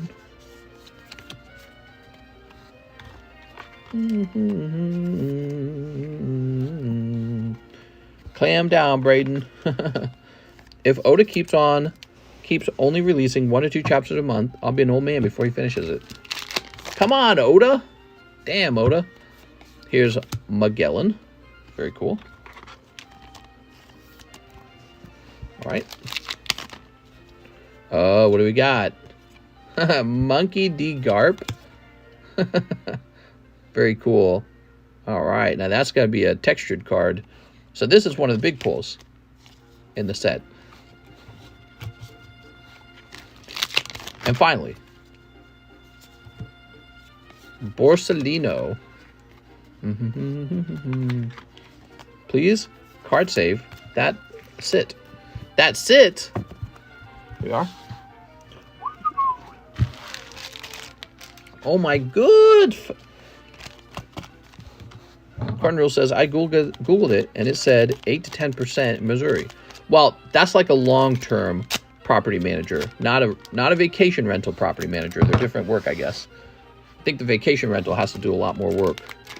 All right, what do we got? We got Don Quixote, Rosinante. There we go. The problem is they sublease out when something happens in those houses or apartments. Sometimes it does not always get fixed correctly. Management company does not give 2 blanks. All right, and these are the bonus cards. I don't know if those are really all that good. There we go. If Monkey D. Garp is like a chase pull, he does go into a card saver because he'll be considered a cool kids pull, right? A cool kids box. Otherwise, we just put him in your bag, and he's quite safe there. Do you have card savers? Please card saver that Garp. The Garp? Yeah, the Monkey Garp. Braden Siska. So what we found with the card savers is that they kind of stick out on the side and they don't fit properly along with the other cards if you do that. But we could ship them out if you'd like, if it would make you feel better. Trust me when I say the cards are very safe. We would never allow the cards to be injured. I'm the only one that handles these. They go into square boxes. I'll pay for PSA grading. We don't do that either. We don't do PSA middleman grading. What I can do is I can ship it home to you right away, and you can get it graded. Here we are. I've thought about it. Would you guys like me to bring back middleman grading with PSA? I've thought about it. I guess if the price was right, anything should be done, right? Here we are. Strike 2, says Breaks. You're out. Here we are. TCC grading. Yeah, see, your card's nice and safe in here. There's no need for a card saver. Your card's okay. Braden's a newcomer. Oh, I see.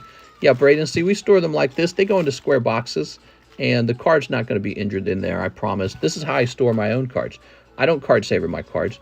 The only time I card saver my cards is when I'm actually sending the cards into CGC or PSA. That's the only point they go in the card saver. That's because those companies require it, by the way, but I've been grading cards for how long? Like 4 years or something like that. Your card's not extra safe because it's in the card saver, in my opinion. It's just fine like this. I just strive for 10s. Your card will definitely have the same shot for a 10 as long as it's sitting in this bag. See how they're all stacked together? This is great for them. And the penny sleeve actually offers quite a bit of protection, especially when all these edges and corners are together. Do you see that? So it's actually pretty hard for anything to put pressure on the cards on the inside as long as they're all stacked together like that. The bag adds 10 defense stat. Yeah, so the bag's actually a very good method. The stack here protects them. When the bag gets shipped, it'll be wrapped up in bubble wrap. So the bag gets bubble wrapped, and that does a very good job. We've been doing this for a long time. I'm very confident in this. Some people believe that you have to basically card saver everything or it gets damaged. That's just not true. There we go. Card savering your cards, it's like an inefficient way to store them, in my opinion. Your cards are safe with mystery. I'm the only one who touches them. And by the time, you know, there's not like, I don't have kids is what I'm saying. I don't have kids who go through the bags or anything. It's not like your bag's getting thrown around or anything like that. So they go off to John for shipping. Then they get nicely bubble wrapped or whatever padding he chooses. They go in a nice square box. So your card's very safe. Talk back to me. Those also protect my PBJ sandwiches. That's right, PBJ. Well, if the PBJ had a penny sleeve, they'd be very good. All right. So, but we do card save these over here for fun. This is called the Cool Kids box. And we like to put the top pulls over here just so we can show them off. So I put them in here so we can show them off. Look at that. He pulled a Rainbow Gengar. We got a fresh box of Tops 2 open. I love it when somebody leaves a card in that box, and so it just stays there, and the box gets like cooler and cooler over time. Jesse says 3 of the Narutos. There you go. So there's only 3 Narutos left. 1 Battle Style. 1 Battle Styles. I love my bag, Daddy Mister.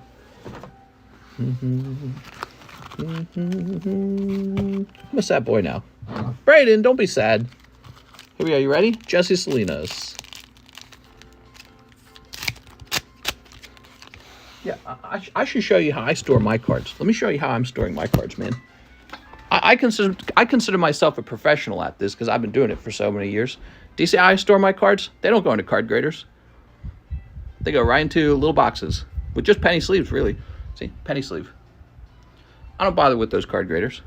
So that's how I store my own stuff. I don't bother with it. Only time I use card grader is when the card's about to go off to CGC PSA.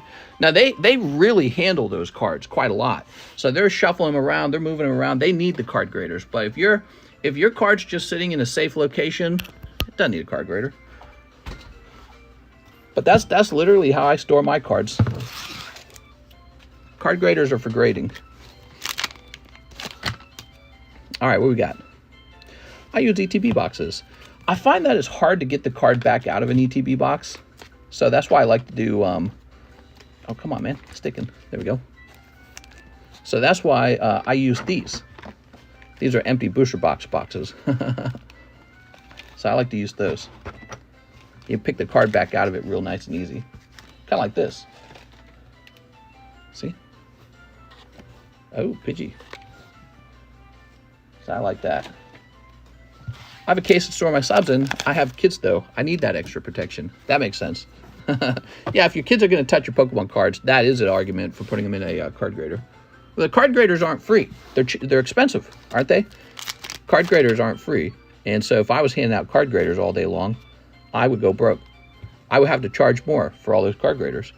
And so we do a storage method where they just go in sleeves. It's the same method I use for my own stuff. And I get plenty of perfect grades and pristine grades, and I sell them all day too. Are the tops too sticky? Tops 2 have some stickiness. Just some, though. They're in pretty good condition. There we go.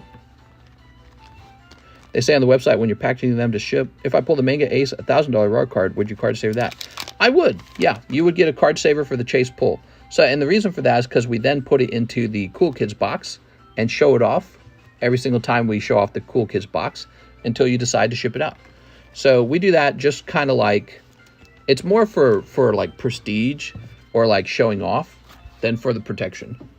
So again, this is the Cool Kid box, and we got some cards in here to show off. So I can grab these and show them off one at a time. It's really nice and easy, and that's exactly why they're in card savers. So I can like flip through them and stuff. But your cards in your bag right now, I'm not handling those. I'm not touching them. They're sitting there safely. They're good. I get feedback all the time from people that talk about the perfect grade they got from the cards they opened here, or the black label grade they got from the cards over here. All right, Jesse Salinas. Here we are. I actually handle your cards a lot better than the average card opener, in my opinion, because I've been doing this so long and I've been grading for so long. I know how to handle the cards properly with my hands, with my fingers.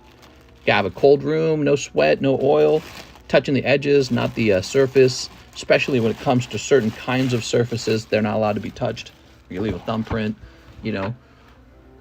I would be scared to let someone else handle my cards from what I've learned over time. I would not want them to handle them because they're gonna mess it up. Victor Neves. I mean, I'm willing to bet some of you guys mess your own cards up because you don't know. Two-dimensional phase. You got it, man. Some of you guys probably unwittingly damage your own cards. 1 Crown Zenith. Actually, based on some of the mailing grades I get, I know for a fact that people mess their own cards up. It's kind of sad. People use a poor quality penny sleeve. We use an excellent penny sleeve quality where the sleeve is nice and tall and it's wide enough that the card is never in there tightly. So there's never any pressure when we take the card back out of the sleeve. Very important. 1 Crown Zenith. I've experienced so much in 4 years, especially with the dense amount of time that I pour into this in that 4 years. So you can do something for 4 years and not be good at it still, but I pour a dense volume of my time into what I do. So the actual hours of experience that I have is very high. Here we are. Now watch me drop this card. But can Garp beat Goku? Hasn't released everywhere. I sleeve code cards. All right, we got Sukamon and Sukamon, Sukamothmon, Sukon Deesmon. All right, and let's see what's in this pack. Oh, you've got Gigimon. That's a Digimon. It's called Gigimon. I don't understand Digimons, man. Digimon's wild. They play by a different set of rules. How many $2 NFL TCG packs you got? I got boxes of it, Braden. Boxes of it. You can open up 24 of them if you want a whole box of it for yourself. It's kind of fun. It's just something I got it cheaply, so I'm selling it cheaply. And I thought I'd experiment with it, that's all. Victor Neves. All right. It's been pretty popular, I think, because of the price. But not because people think, oh, wow, I recognize that set. That's the thing I want to open. It's more like people see that as $2 and go, I'll try that because it's only $2. So what am I losing? $2 bucks. All right. Thank you, Mr. Victor. Jose Vargas is here. He says 1997 Fossil Moltres. You got it. Jose Vargas.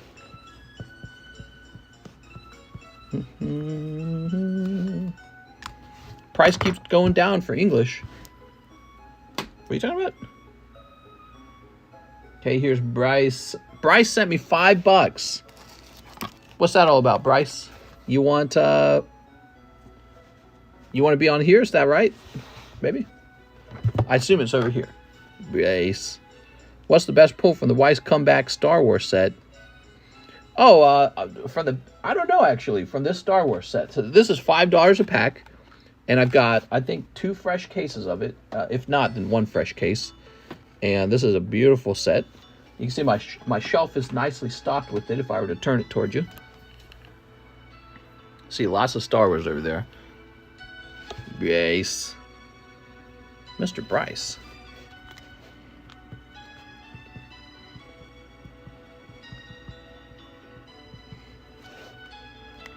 There we go. Mini slab. Yes. The best pull, though, I'm not sure. I'm sure it's some kind of stamped card, with it being some cool moment in the movie. Rice. Look at this, $1,400 Onyx, one of the most expensive Onyxes. It's a no rarity symbol, basically Japanese first edition. I've got one. I'm not a big Onyx fan. I bought him for the investment purposes. I probably bought him back when he was about $100 or $200, and now I'm ready to sell him. Here's Pikachu, 8.5, gold medal. At the right price, otherwise I'd rather hold him. Blaine's Ponyta, $30, first edition, from Jim Heroes. And Delphox from Fates Collide XY Era, got a 9. Darn. So you get these cheap $30, $25 price, 46, $80. Well, these are lower because they didn't score 10s. If those were 10s, those would all be pretty much double the price or triple the price. Cody says he'll take the last rocket spot. Let's take a quick look at that. Race. That's 9, and Cody takes 10. That is the end of the rocket breaks. Thanks, Cody. I think we're ready for a new fossil break. And I'm talking about first edition fossil, one of those big breaks that requires like whatever it is, like 30 people to get in. That's a bargain. Okay, so you guys see me shuffling right in front of your eyes. It doesn't matter how much I shuffle. Somebody who bought multiple spots, their name will still show up next to their name, and then you'll say, you didn't shuffle that good enough. Yeah, there's only 10 spots. So if you bought 3 spots, the likelihood of your 2 spots showing up next to each other is extremely high. All right, give me a number. Ooh, did you run out of Phantom Forces? We got a Phantom Forces over here somewhere. Give me a second. Primal Clash, Cosmic, Phantom Force. There we go. 6. 1, 2, 3, 4, 5, 6. There we go. $70, $25, $20 on these booster packs. You guys ready for a big pack break coming up? We'll do a big pack break soon.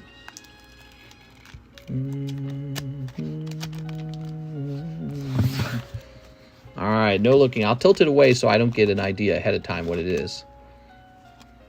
I don't want to spoil it for myself. Because if you look into the foil, you're going to get a hint of the color of the rare. All right, you ready? Here goes. First out, Edward Carranza. Mr. Edward?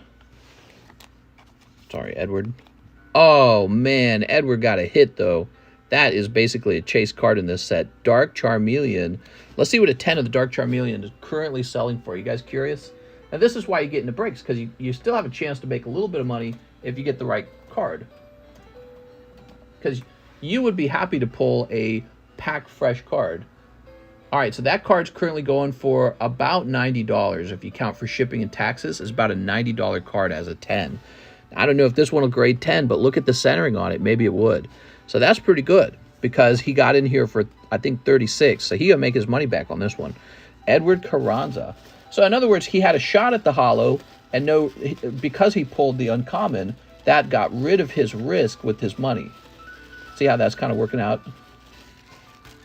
So he's got to make his money back on this one card, and now he can try again on the next pack. That's why pack breaks are fun. Now, that won't happen for everybody. Some people will lose money on the break. Let's see who loses money. Here's Jose Vargas. Maybe Mr. Vargas will. If you get a trainer here, it's going to be a loss. Oh, but it's Charmander. Oh, my God. So cute. Another great card. All right, so this will be over here. If I was going to mention another good card, it'd be that Charmander. Charmeleon, Charmander. This pack's been hot for the common and common so far. That's the card I've always wanted. I love the Dark Charmeleon. So many amazing memories from that card. Here's Daniel Del Barrio. Mr. Daniel.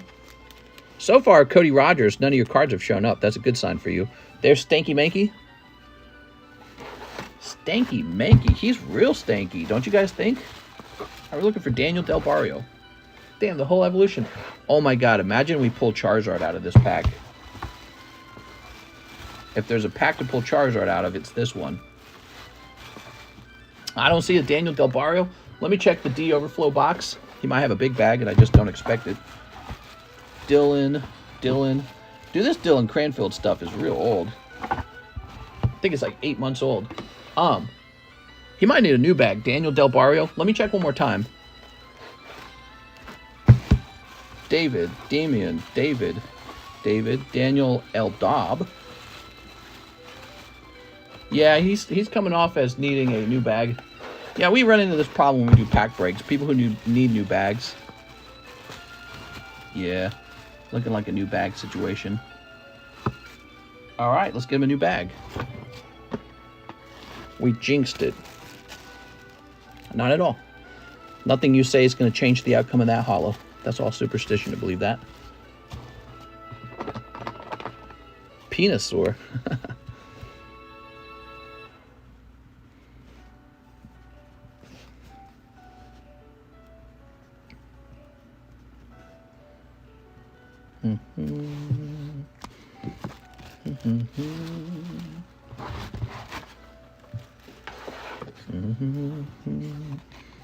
Jennifer Yap. Jennifer Yap. All right, Miss Jennifer.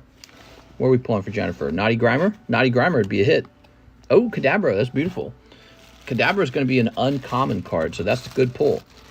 The worst things to pull would be like Rat Attack, Coughing, Ekans.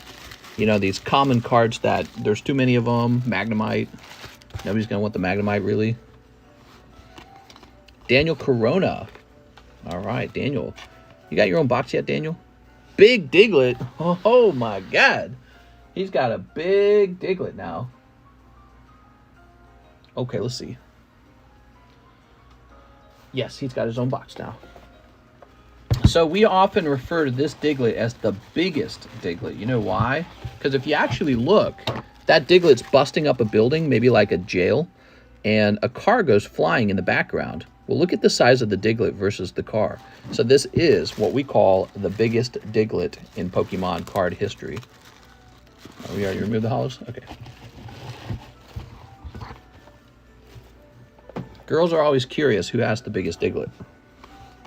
Okay, Cody Rogers, your first card comes out. Cody's looking a lot like you might pull the holographic card. It's still possible that you don't, though. So don't get too excited yet. So, because I see 3 cards left, and you've only got 2 spots left. So, logically, you could take the next 2 and miss the holo. Let's see what happens. Oh, you got it. It's Cody Rogers, guys. Jennifer Yap. Oh, there's 4 cards left. All right, never mind. Wow, she got War Turtle, too. She's not getting the chase pulls, but she is doing well. Dark War Turtle and Kadabra for Jennifer. Biggest. That's right. So, Dark War Turtle's very cute, and he's a very decent pull. So is the Kadabra. All right, so Cody Rogers, you're in here. You want this to be somebody else, Cody.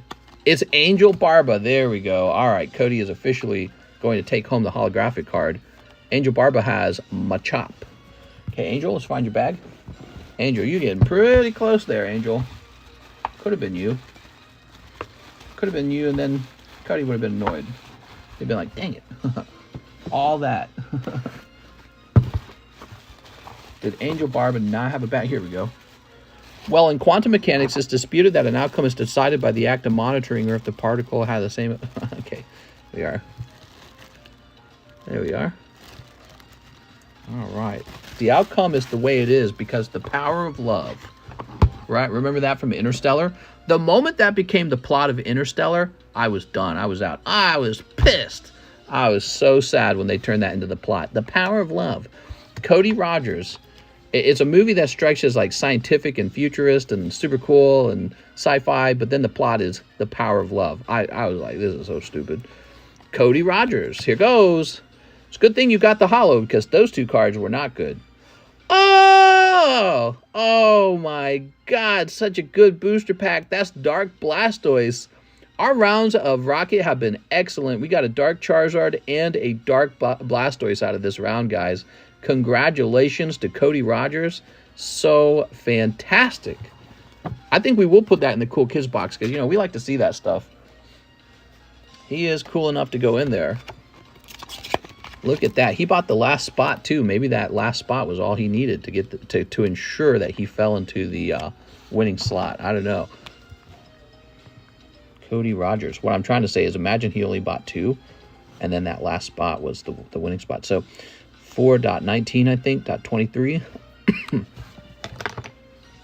That's hot. Okay, so we got to find your bag and put those in there. Mr. Cody. I'm coming.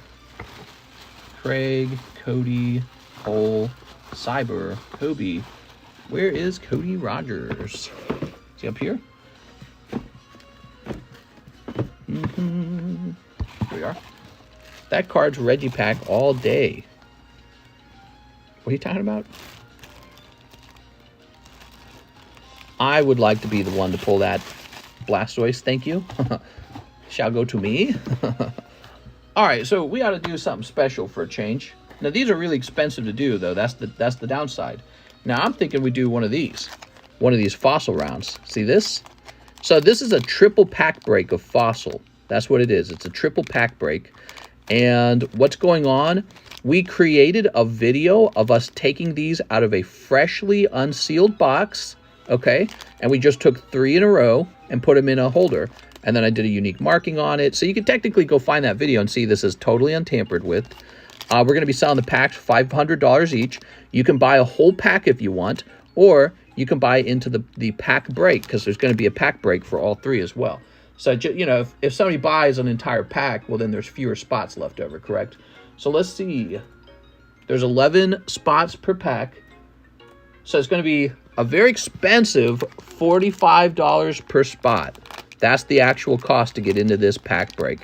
It's vintage fossil, and we're hoping that we pick up a heavy pack and 2 light packs. Let's go get it started. First, let's put this into that bag. All right. So that is the new pack break. Pretty expensive to do a pack break on an expensive pack. Pack break. We're going to say triple fossil first. 33 spots. $45. Or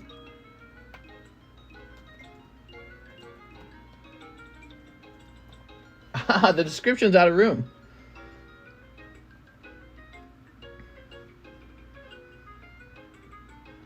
There we go. I tell you what, if you buy a pack outright, let's make the price cheaper if you buy a pack outright.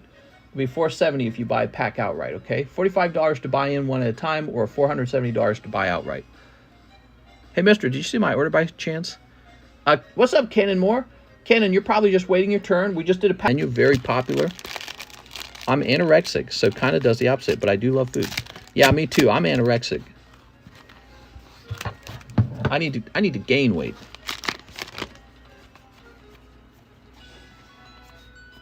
Okay, that's hollow. Uh-huh. And that's hollow. Uh-huh. And hollow. Sweet. So nice.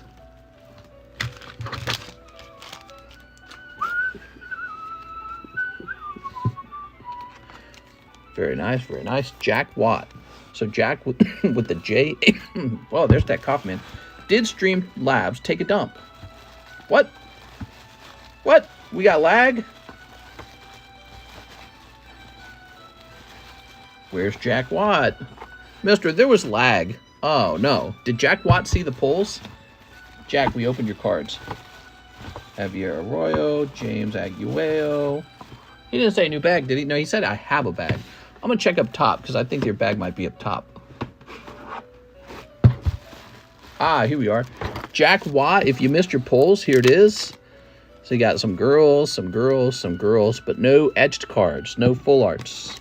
So jump back in there before someone snipes the hit pull that you just uncovered for them. All right? You do the sweeping, you want to do the... Well, why do some packs do that? I hate that the pack just did that. Hold on. Some penny sleeves do not fit properly. That's how you want it to be. Well, some penny sleeves do all like a weird thing. There we go.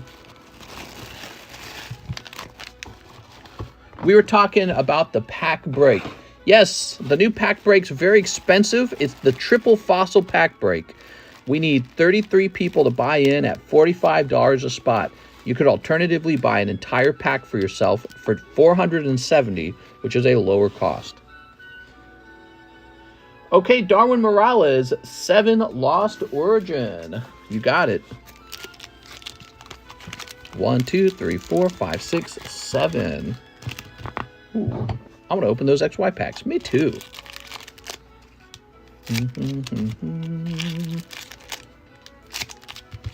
Don't forget about my message on Discord. You told me to give you a reminder every now and then. This is Cody Rogers.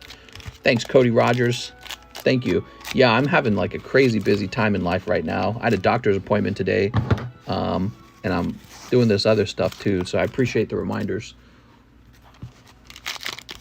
I'm always helping somebody with a problem, and so you're kind of, in a way, you're like in a queue, because I try to divide my time up. Here we go. Here's Skwovic, Chris Celia. XY is an amazing era. Ancient Origins is unbeatable. I like Ancient Origins a lot. It's a great set. Here's Caillou Rem.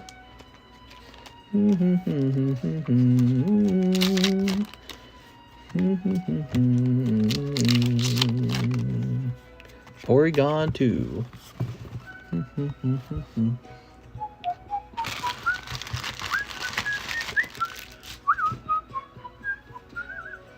So, Mr. Darwin, did you hit up the doctor about the black lung?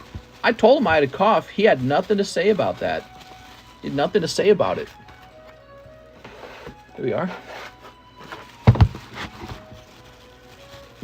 Told him I had a pain in my neck. He did a CAT scan of my neck right then and there. He's like, all right. Said he found nothing wrong with my neck. I was like, all right. Darwin Morales.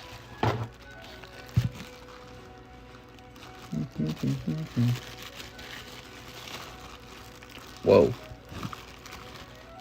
Is there a boat out there? No, no boats. No boat at 2 a.m. in the morning with the lights on. Arjun Joshi's here. He says, Psycho Crusher, slabbing away the Feraligatr Typhlosion with an extra $100 toward it. Ooh, clever. Okay, so these are yours, and we'll baggie them together. Actually, I think what we could do is one of these baggies. So if there's 2 of them, they should fit in here together. There it goes. How about that? Clever, right? How's it going, Arjun Joshi? Welcome back, man.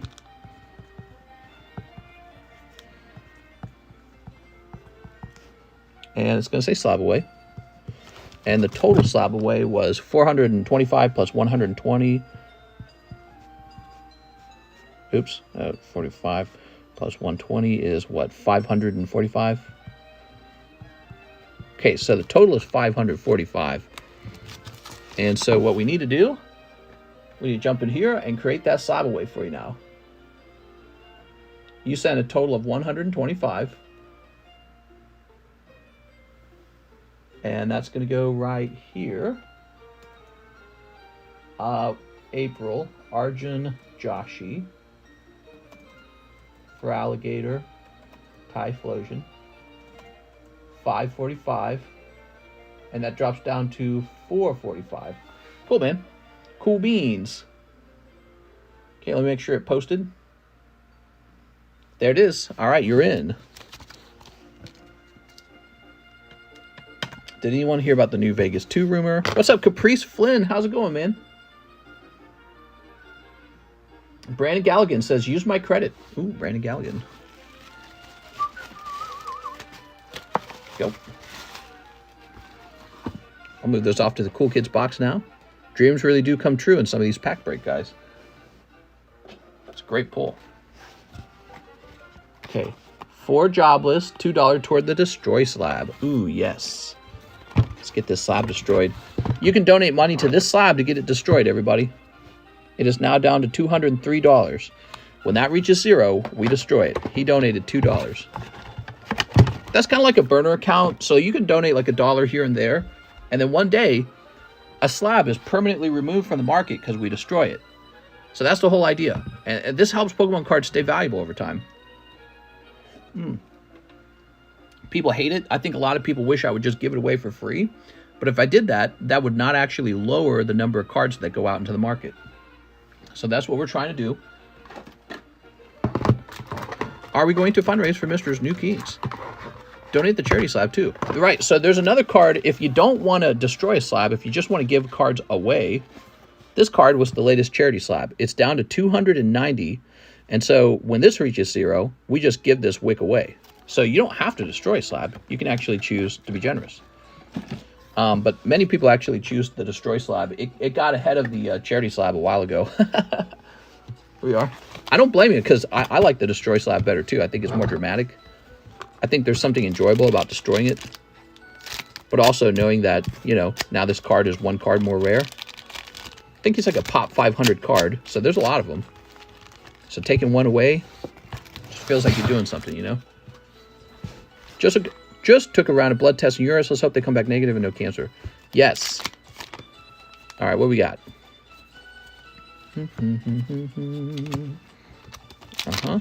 Can't wait to go read all the salty comments on the short video. The Zard being melted. Here we are. Yeah, I agree, man.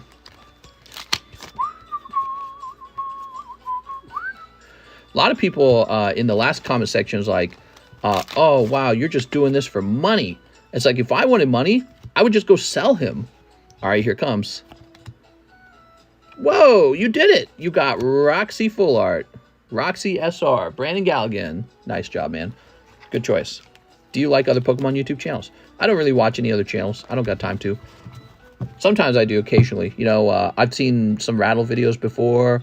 TCA Gaming, I like him a lot. He's one of my favorites. That's about it. Trying to think of anything else. Yeah, I don't really watch PokeRev, and I don't really watch Leon Hart, but I know they're the big 2. Here we are. I gotta sneeze, man. No matter what you do, people will have something to say. Yeah, it's true. It's true. There we go. But so they say something like, well, you're just doing it for the money. Well, you guys saw how fast we sold a versus Charizard in a slab break. If I wanted money, I would just sell it. It makes no difference to me whether we destroy it or whether I give it to you. Like, in the end, it's no longer my card, and I get money for the card. So it doesn't matter which way I get rid of it. And the thing is, doing the destroy slabs, a way slower way of getting rid of that card. We've had that card for months.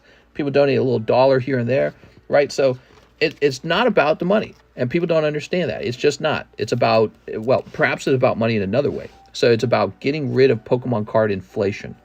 And in order to be more ethical about it, I decided whatever card we destroy, I won't be sitting on, excuse me, like a big position on that card. So that's why those versus Charizards went up for sale. I owned a couple of them, and I said, I'm not going to destroy a card that I benefit from destroying. You know what I mean? So I decided people would not like that. So we just pick a cool card, and I do not have like a position in that card, and we do it so that inflation goes down on the card market. Brandon Galligan, I think it's actually very clever, and I wish more YouTubers would actually do it, but, you know, I feel like I'm ahead of my time on it, basically, on the subject. Brandon Galligan. I understand the principles of, like, rarity and stuff like that, and the power of crowdfunding. Crowdfunding is very powerful.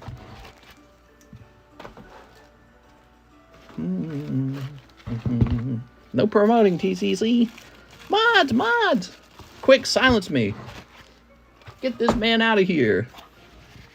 Okay, get these pricey packs off the table real fast. You guys like those? Those are fun. We have Paul Newman, one more Topps Sonic the Hedgehog. So these Topps packs are selling very fast, and there's a simple reason for that. They're super duper duper rare. They're truly rare. It's just kind of like hard to find them. Here we go. That's a really smart idea. Yeah, and anyone who thinks it's just about money, well, if it was just about money, why wouldn't I just sell the card? Because that makes me money too, and it's way, way, way faster. I could sell that card all day because it's Charizard. There we go. Excuse me. Hold on.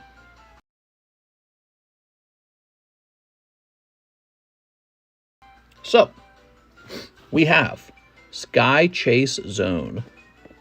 Ooh, lovely.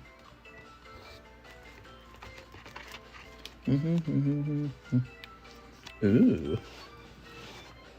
Here's Chemical Plant Zone. It's what they do with crypto, by the way. Crypto guys do this. They have a burner account where it can only receive crypto and it cannot be withdrawn. So they donate crypto to that account in order to remove it from the crypto market forever. Spring Yard Zone. Okay. Here's Oil Ocean Zone.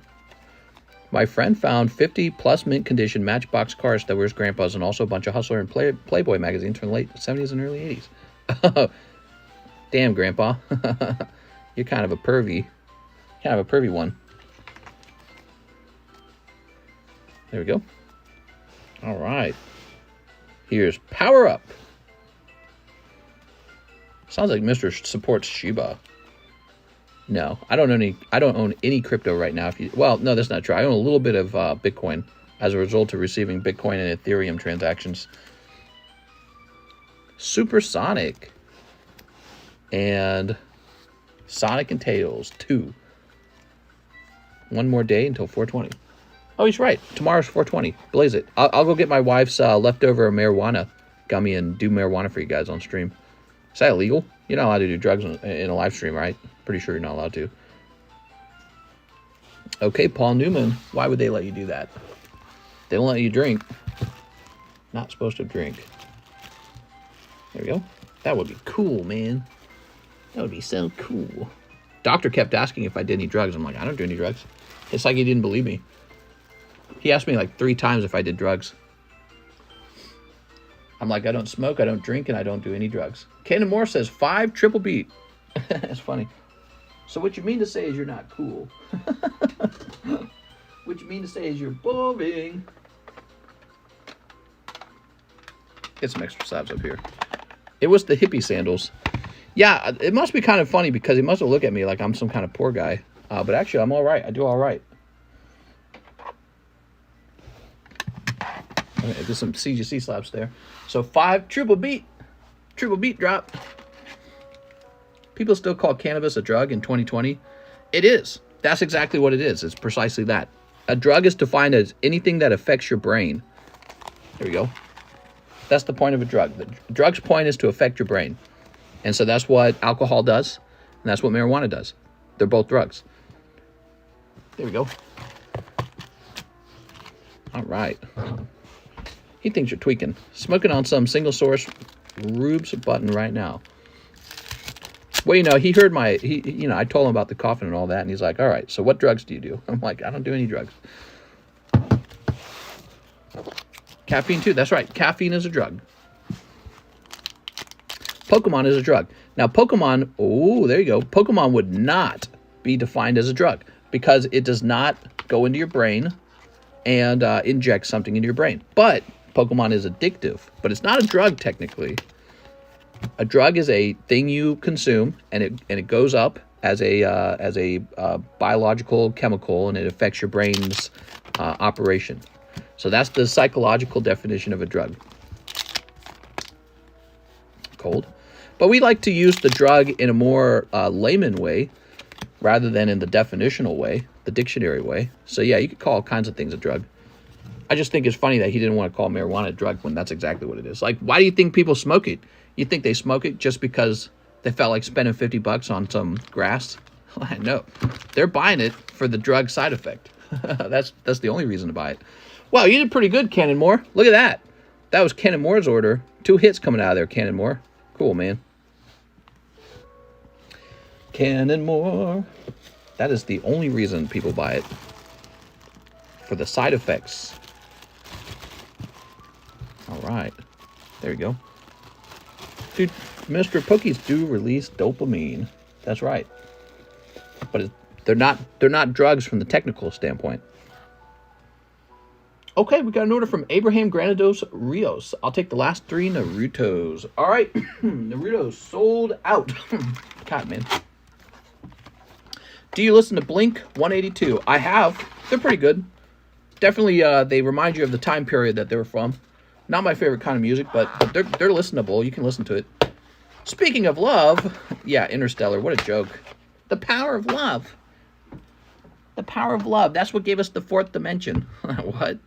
That movie was all over the place, man. Debate me, mister. What do you want to debate, these nuts? Here's my position. Pokemon cards are king. Pokemon cards are the best. Anyone who disagrees, off with their peepees. You ready? All right. Abraham Rios. The Power of Love. You know, I hate that actress, the Anne Hathaway actress. People only liked her because she's like hot or something like that. I could not stand her. As an actual actor, she didn't have any pizzazz or anything. She was just hot. That was it. She was kind of hot too, by the way. It's not like she was the most attractive girl ever, but that was it. They just liked the way her face looked, I think. She did not actually do the acting very, you know, she's just like any actor, very, very mediocre actress. Let me know when you come to St. Louis. I'll smoke anyone for you. All right. Thanks, St. Louis killer. All right. Let's see. I've been having trouble with this tax guy. He won't lower my taxes. He won't fudge the numbers. Julia Roberts is ugly, in my opinion. Yeah, actually, I agree. Julia Roberts is kind of goofy looking, too. But she was kind of a good actress. Julia Roberts was actually a decent actress. So that's part of the reason that she's liked. Kind of like the one lady with the crazy big nose that works with... she was in Kill Bill. She's got an odd name, doesn't she? I don't remember her name. Her daughter's in Stranger Things, right? That lady has like a crazy nose. She's got the eagle nose. Here we are. Kaka. Uma Thurma, yeah. Abraham. I don't like that girls try to change their noses so much, by the way. That's a trend. One of the trends is that women go in and they try to get like the Eurocentric skinny little button nose or whatever, like Belle Delphine. I don't like that. I don't like that at all. There we go. Too much plastic surgery, man. You're not yourself anymore. You don't represent your ancestors anymore if you do that so much. Trying to look like someone else. Slab rotation? Well, let's get a fresh slab priced up. Here's Alakazam 9. So I'm going to just do a made-up price on this Alakazam 9.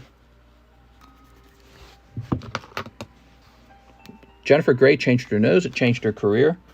I don't know who she is. Did it change in a good way or a bad way? Okay, so he'll be 19. This Alakazam, 19. Nasty, I agree, mister. Well, it's like fake, you know? Like your nose is, there's nothing wrong with it. It represents your history, your ancestry. And so you should be very proud of that. And instead of trying to look like someone else's ancestry, which is like supposedly better, but according to who? You know what I mean? It's weird. It's a weird thing. I don't know. Yeah, I don't know. I just saw a short on that, mister. I wonder if you saw the same. No, not at all. No, I did not see a short on that. Here's Blastoise. Save yourself a bunch of money. Take that nose money, put it in the stock market. Give it to your kids when you die. Much smarter. Okay, this Topps Blastoise is for sale for 60 bucks. So I'm going to go in and make mine 59 bucks. Okay, there you are. I saw a short on that. Oh, I just said that. She was the main actress in Dirty Dancing with Swayze. I'm old. What are you doing? We're Dirty Dancing. Minion of Team Rocket. I should scratch the Rocket part out and say Minion of Card Economist on the slab. Like, write that in. If I scratched this out and then said Card Economist, somebody would probably buy that.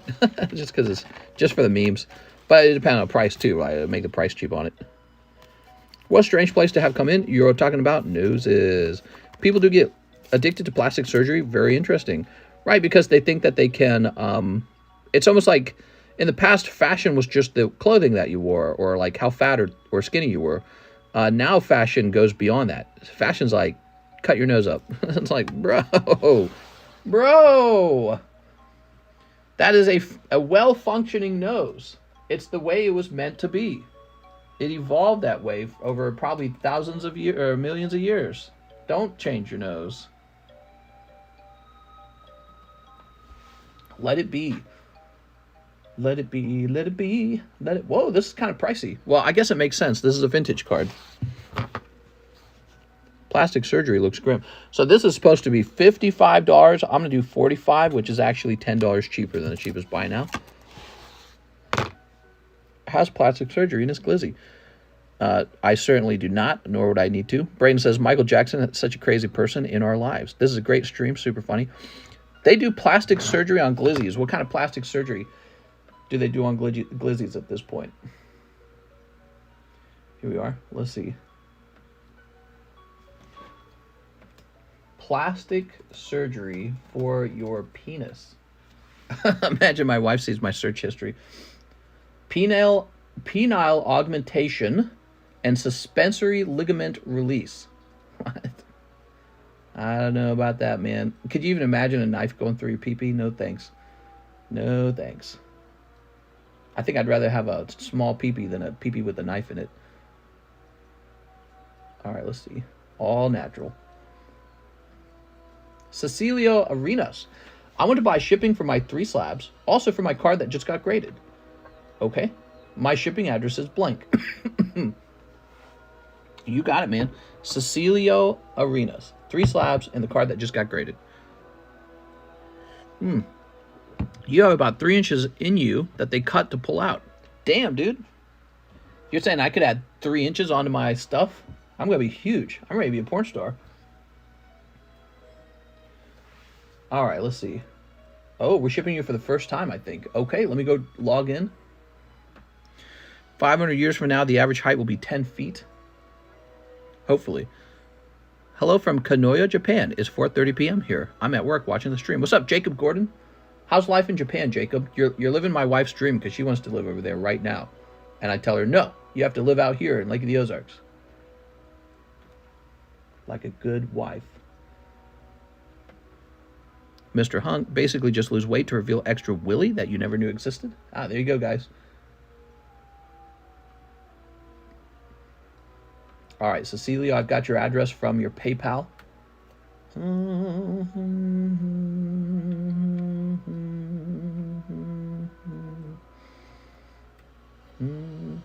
Your address is kind of odd. I don't think that my label printing machine's gonna accept it. Let's see what happens. So you say you have 4 slabs. It seems you write the city and state twice. Let's see what happens. Okay, so it changes it to say post office, P.O. box. Yeah, I'm gonna go with their changes because that looks like a more regular name. There we go. I heard you can buy cuddles in Japan. Gross. Why would you pay for something you can get for free?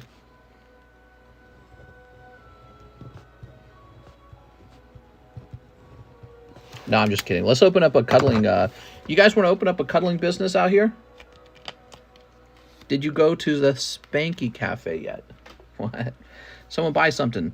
Oh, they have bought stuff, Caprice. We're working on shipping. So shipping, you know, we don't open any cards. And then before that, we were pricing up a slab. So, you know, things are kind of moving back and forth throughout the stream. Next order is actually Roberto Alcantar, 1 Star Wars WEISS. You got it, man. And shipping. So people do shipping live, and so we do a lot of shipping live. You can buy Coochie out here for $20 USD. Damn, dude. How many guys, has anyone in stream actually hired a prostitute? I will say I've never hired a prostitute. And don't lie, you know, because it's not fun if you lie, okay? It's more fun if you're actually truthful about it. Anyone actually hired a prostitute? Dude, these cards are awesome. Some guy paid thousands to get an extremely painful surgery to get leg extensions to grow taller. He was 5'2" and is now 5'3". 5'3" is taller than 5'2", but, you know, I don't think I could go through all that. But don't they, actually, they normally get more height than that, don't they? Normally, they go up to, like, 5'8". I watched I think it was like a Vice documentary on that, and it was very fascinating. I paid for a stripper. Does that count? No. Never hired a prostitute, but have been to strip clubs. There's a great stream, Star Wars. I've been paid for, but I have never paid anyone. I've been paid. Ew. What are you talking about? Okay, Roberto. Give me that dick. Roberto Alcantar. Grab this. I assume that's what that meant. Maybe that meant something else. Give me that. Give me that something else. All right, Roberto. Put this over here. I didn't even know that they make Star Wars cards. Yep, that's WEISS Star Wars. It's pretty, the cost of the WEISS Star Wars booster packs, I think they're like 6 or they're 5. So they're not terribly expensive. Now, in that set, you're trying to pull the stamped cards. There's these really nice stamped cards. And those are the rare pulls. And some of them are really nice. Like, you can get the Luke, I Am Your Father stamped card. Ooh, that's cool, man. Did Roberto say he had no bag? A girl was buying me new PlayStation 3 games for sex, so I went along with it. I guess, man. Yo, Robin. Roshner. Well, I don't see a bag for you. He didn't say he had a bag, did he? Roberto Alcantar, what are we shipping for you, Roberto?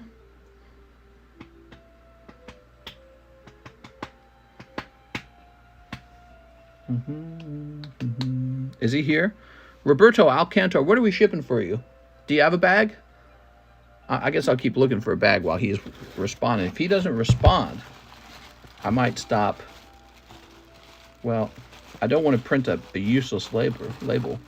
Rage Quit, Richard, Raul, Lopez, Churchill, Ryan Morrill. Okay, you're definitely not in box number 1. I've met up with the woman before, but didn't pay because she said I was too nice. Ramon, I'm just teasing you guys. Robert. Oh, wait, what does that say? No. Mini Slab? Robert, Rifa, Raul, Robin, Batiste, Baheno. Okay, he's not in the back there. Chucky said he paid for it, mister. What are you talking about? Roger Gray, don't know what you're talking about. Pay for what? Sex? Oh, I found him. Okay, so he was in like the back of box number 3, and his bag's a little bit older. Here we go. Last time we marked it was in January.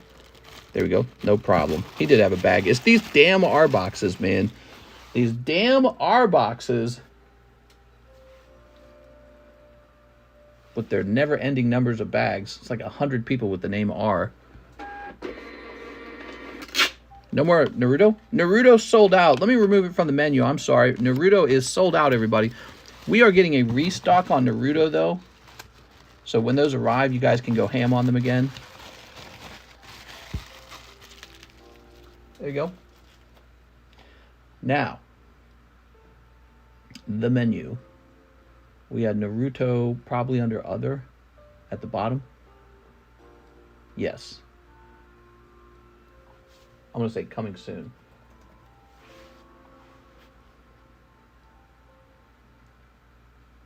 Cool. Now we have Jason Tabble. Hey, Mr. One Live. All right, you got it, Mr. Jason.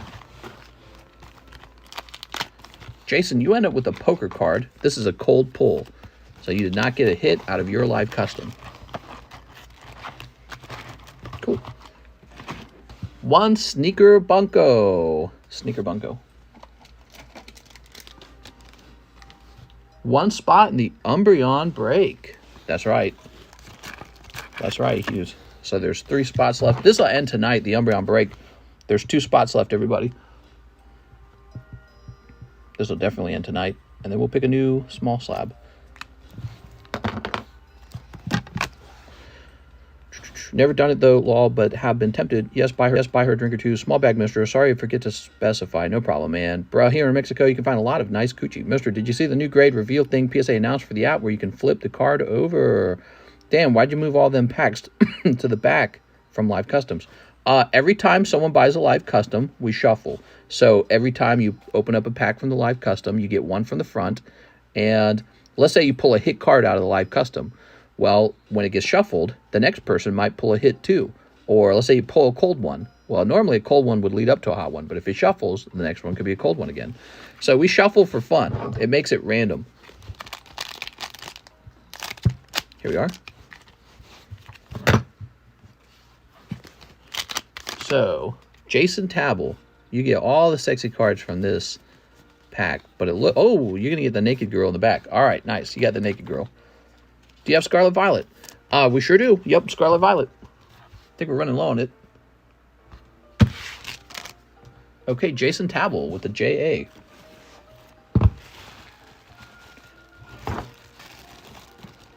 Look in general chat and Discord. I posted some Japanese pics, some of the flight line. There we go. Flight line. You got to stand in line? I don't want to stand in line for anything. Jack Watt, 3 Hollow Lives. Mr. Jack Watt. How's it going tonight, Jack? If you are new and you place an order tonight, I got a free slab for you. Here it is. We got a Gengar slab for the next new person. So if you place your first order, I'll put your name on this. Okay, he says, open a Primal Clash and Cosmic Eclipse packs for me, please. Okay, so those are the ones with the price tag on them. So what I really do is I pull a fresh one. And then it looks like we have one more of these. So you get actually, there were 2 priced ones. All right, so you can have that one then. That was the one you saw. Very good. So there's another Cosmic pack left. I think just one. We'll open these first, and then we'll open these. These are real expensive, everybody, so this is a big order. If you don't like it, Japan's not for you. Here we are. All right. No way, I'm going to the Philippines. Okay, here's the Squirrel Girl, and here's a Booby Lady. Japan's very popular. They're such a very clean and neat society. And they have so much interesting music and culture, and their buildings are so fancy and cool looking. And they're advanced too. They got a lot going for them. Kind of like Chicago. Japan and Chicago, very similar.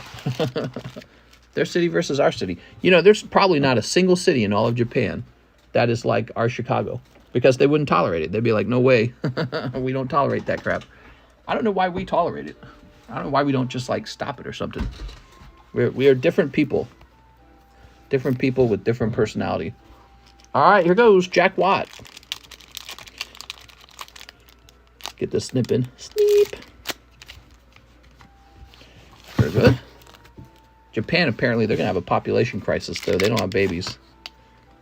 Okay, here we go. Here we go. We got, oh, wow, nice pack.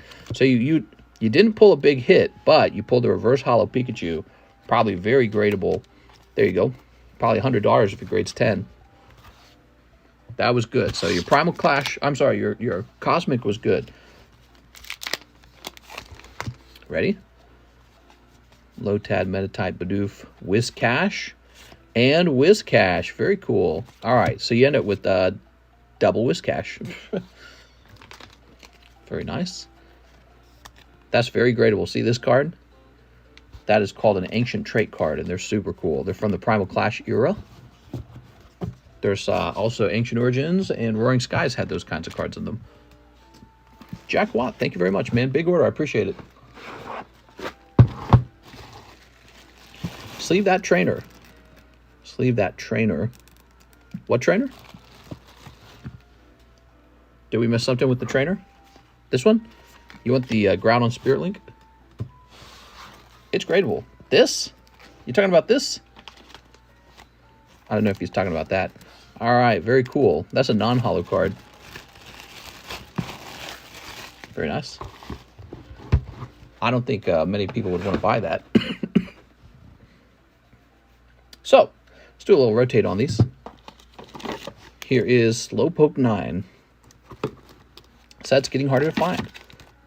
Brock 9. Psyduck 9.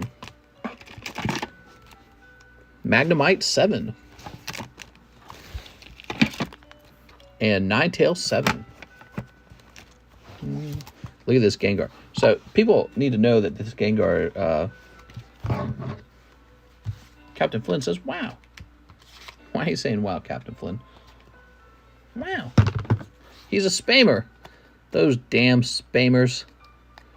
I hear there's going to be a new season of Beavis and Butthead. Did you guys hear about that? Season 2? I'll be watching that. I enjoyed the first season. It was surprisingly good. Did not expect that. I didn't watch Beavis and Butthead when it first came out. I was maybe too young and didn't have access to it. Wow.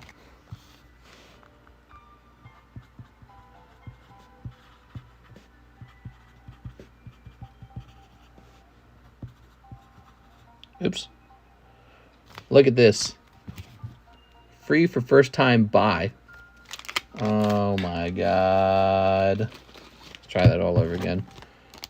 I love the new season. I tried rewatching it with my wife today, and she's like, "No, I don't want to watch that." Definitely, it's not highly rewatchable. Almost, it's almost too dumb to watch twice.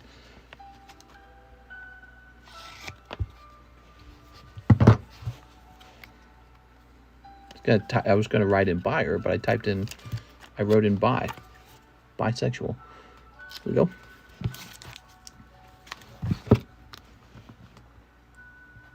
Free for first time buyer. I did it again!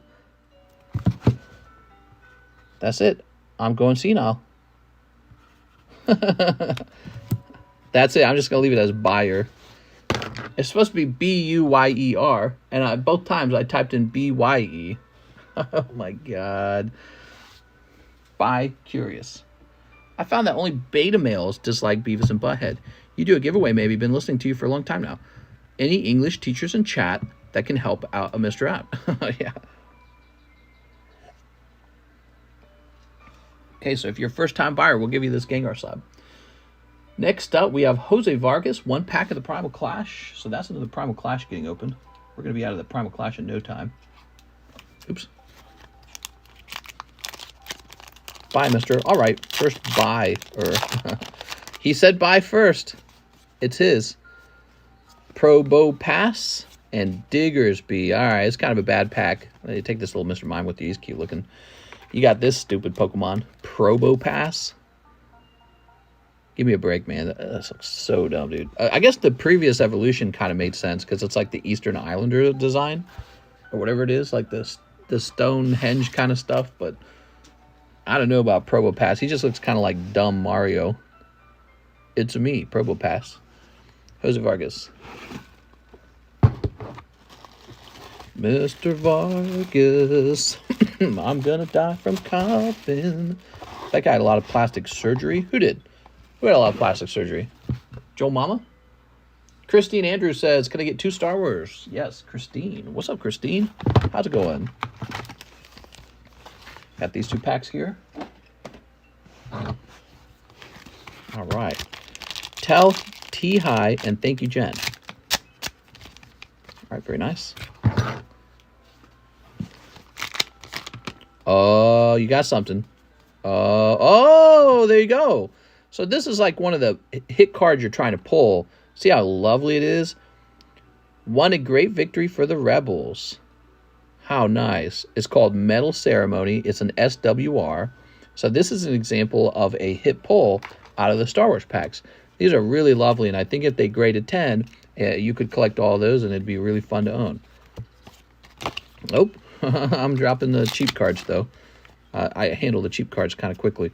Oh, wow. Double hit, Christine. Look at this. R2-D2. So this is also a hit card. This was going to be a rainbow foil, which is different from the regular holos. Okay, cool, man. These have been very popular. I sold out of a case of them pretty quickly. Very popular. He's right behind me, isn't he? That's what they did to Star Wars Mandalorian with that one episode, didn't they? They take Star Wars was very, very kind of like serious and epic, and it had like a certain feeling to it, right? Like it was this, I don't know how to describe it, but it had this amazing feeling. Kind of like a timelessness and a feeling of good versus evil and all that. Kind of like what Lord of the Rings had going on for it too, right? And now all the Disney Star Wars stuff just feels like some Star Wars cosplay TV show wrapped up in bad writing and bad acting. All right, Christine. Star Wars is dying slowly. They're wringing all the money out of it so hard. I don't think that Star Wars, the brand, will ever truly die. I just wish someone else could take it over. We should hand it off to the Japanese. They'd do something good with it. Don't you think they'd do something good with it? I think they would. All right, give me a heads or tails, guys. Heads or tails? Heads or tails? Star Wars wasn't that good to begin with. Nah, that's not true. Star Wars was amazing. Tails. Brayden, you got it, man. Nice job. All right, guys, let's get a free card going. So that was for Mr. Not for Mr., but that was because of Mr. Braden. Let's see what we get.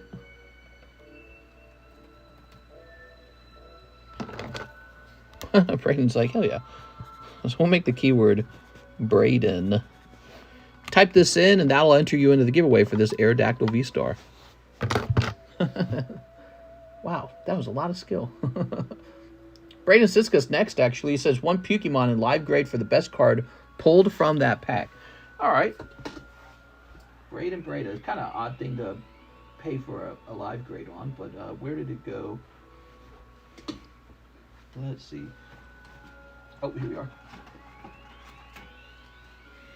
Braden. Oh, I should do this on screen, shouldn't I? I was ready to cut him up off screen.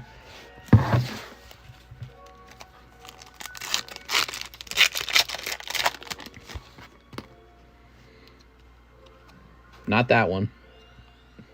Here's Yurid. Probably this one right here. Choker. Don't be fooled. This silly looking Pokemon can make others gag and choke. This is in Greek.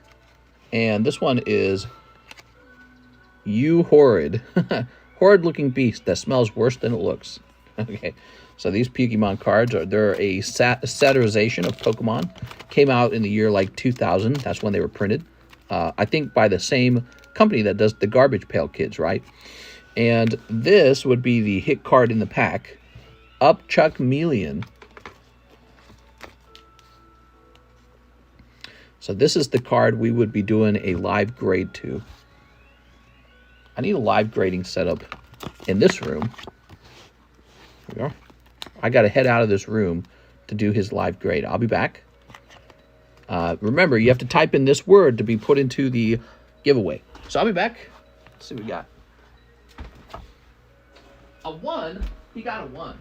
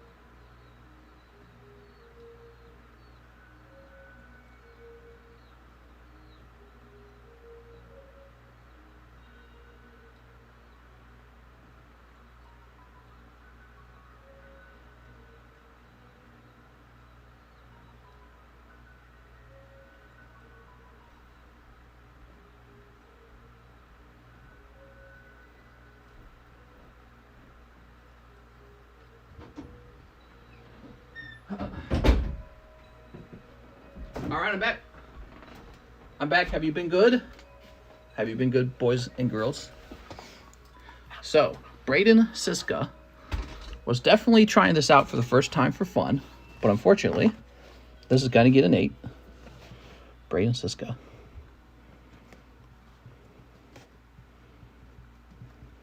There we go. And we're going to say live. So this card has multiple flaws going on with it. Besides issues with centering, which you can see here, it also has these white dots that affect both the front and the back of the card. It's got a white dot on this corner as well. So this card ends up getting an 8, and that's how it works. It has a live grade. And this goes into your bag. And what happens next is when John gets back for encapsulating, he encapsulates your card first because it's a live grade. So your card is at the top of the queue for grading.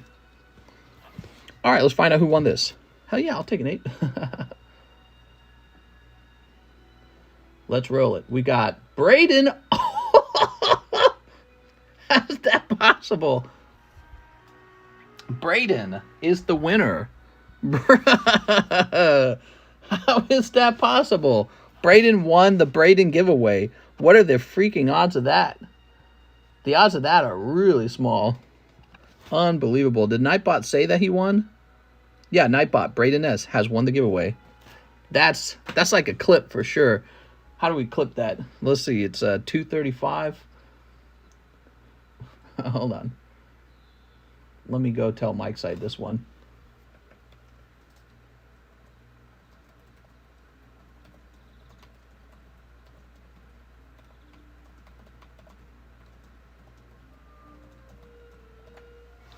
All right.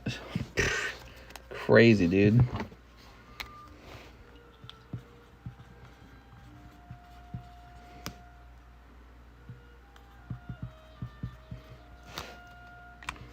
There we go. Oh.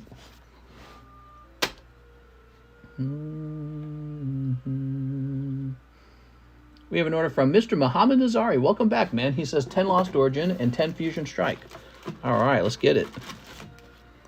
I saw the clip from the Worm Enjoyers. Finally won. 1, 2, 3, 4, 5, 6, 7, 8, 9, 10. Yeah, I want that card myself. Love that. Love to own that card. So 10 Fusion Strikes. 1, 2, 3, 4, 5, 6, 7, 8, 9, and 10. Here they are.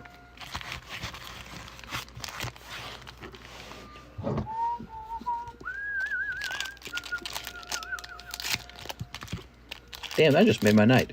So the odds of that were pretty small. That you would, you and everyone else would guess for the giveaway, and that it would end up going to you when it had your name on it.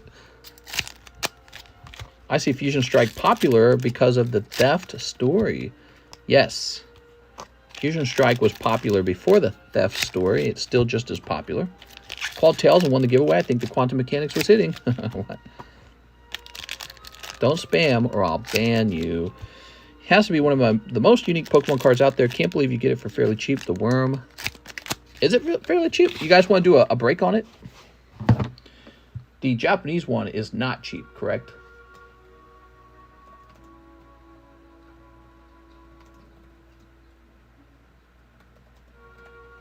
Oops, typed that in wrong.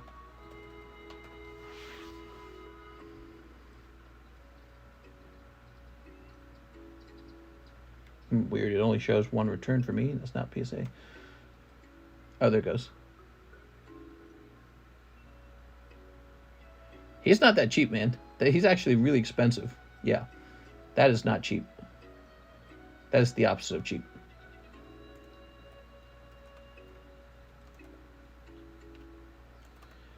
If we did a slab break on them for $20 a piece, which is like buying maybe 4 packs of Lost Origin, I would have to sell that at $20, 57 spots. Technically 58 spots, actually. So your odds would be 1 in 58 at 20 bucks. Really expensive, actually. All right, there we go. There we go. Let's see. That would be my target price. Mr. Muhammad Nazari. Anything under 1,000 is cheap. That's how it feels nowadays, doesn't it? Pretty remarkable. Boltund. Cool. Here's Bunnery. Bunnery is going to grow up to be a hottie. One Thug. That was a song I was quoting last night. Look up Play My Ass Off by Josh Clemens. Okay. Here's Pansage. I think Pansage is pansexual. Here's Luxray. Gliscor Pikachu. Okay, Pikachu. I choose you. And Kaparaja. Sweet. Cool. Kaparaja. So I don't know. That round was kind of cold. You did get 2 hits out of 10 packs, Pikachu and Boltund. We're always looking for something that makes opening the pack worth it. You know what I mean? But Pikachu's pretty neat. How about this one? So we got the Lost Origins now. Here's Pidgeot. Soup. Bend over, Pikachu. I choose you. Oh, Gengar is lovely. We like Gengar. This is a nice card.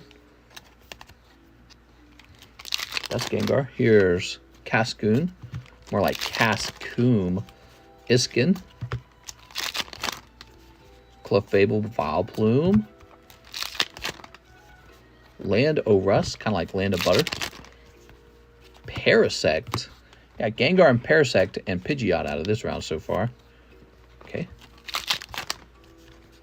Okay, Giratina V-Star. Lovely. Toolbox, full of tools. And Radiant Steelix. Silly Radiant Steelix. He's so silly.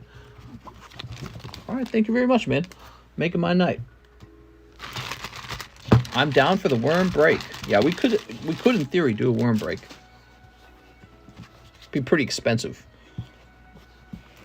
Kind of like Umbreon's expensive. I don't know if it would be popular enough. That's your round. Let me let me add a little spice to it, Mr. Muhammad Nazari. Let's split the deck here. I'm gonna give you 2 cards. So those are 2 free poker cards. We sell those for about $10 a piece. And here is a what'd you get? Donkey Kong barrel. So you're getting one of these cool Hanafuda cards. Don't forget about the Hanafuda cards. These are gradable. PSA grades these, and when they grade 10, they tend to sell for like $70 to $100. So it's a pretty good deal. How about this? So you're gonna pull. Oh my God, you got Victini Ace of Diamonds.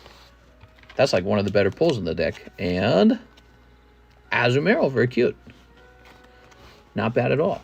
There's some boring Pokemon in this deck too, so you could have pulled the boring ones. Now, I don't remember if you had a bag. Did you have a box, actually? You got a box. Okay, we got your box right here. Oh, looks like we did something similar for you last time. That's so funny.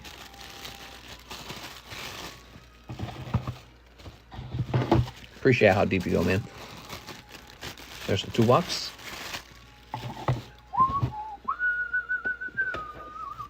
Be sure to remember that PSA grades those poker cards now, right? Brandon, that wasn't true in the past. They changed that very recently, about a month ago. They changed that. Brandon Petilier, SLAB-AWAY payment, $200. Excuse me. Brandon. Okay.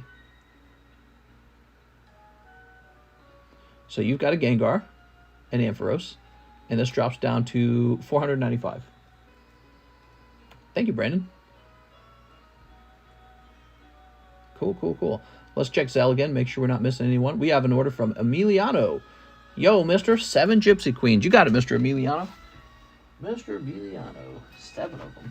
You bought a lot of these. I'm going to give you 8 tonight.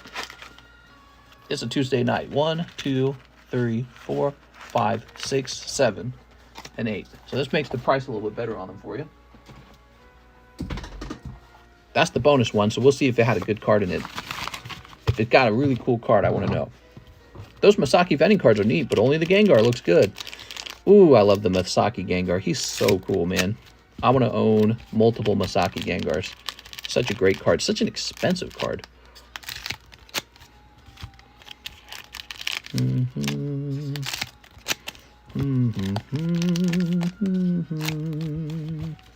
we go.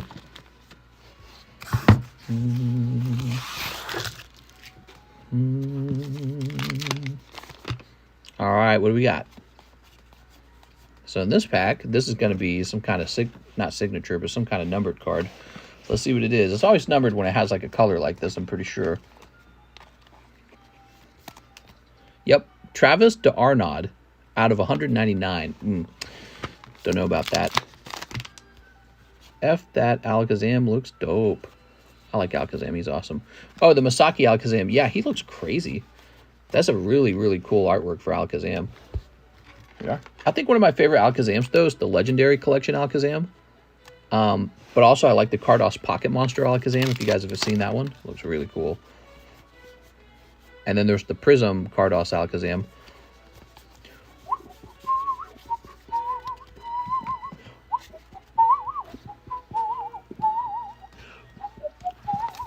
The way he takes the cards out of the pack. I feel like my hands have a lot of muscle memory from doing this for a long time. I think this is a cold round too. So these packs can have cold rounds.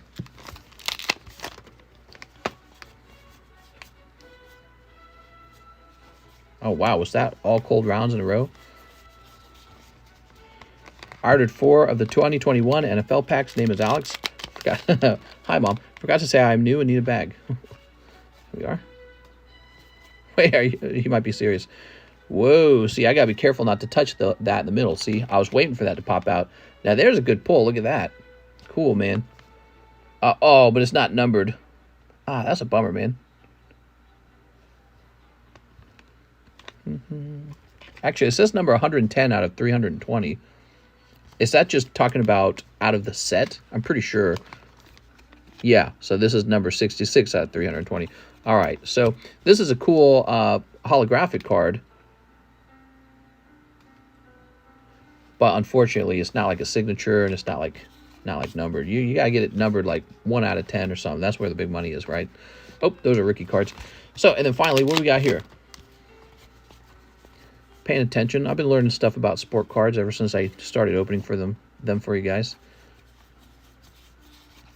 Okay, cool.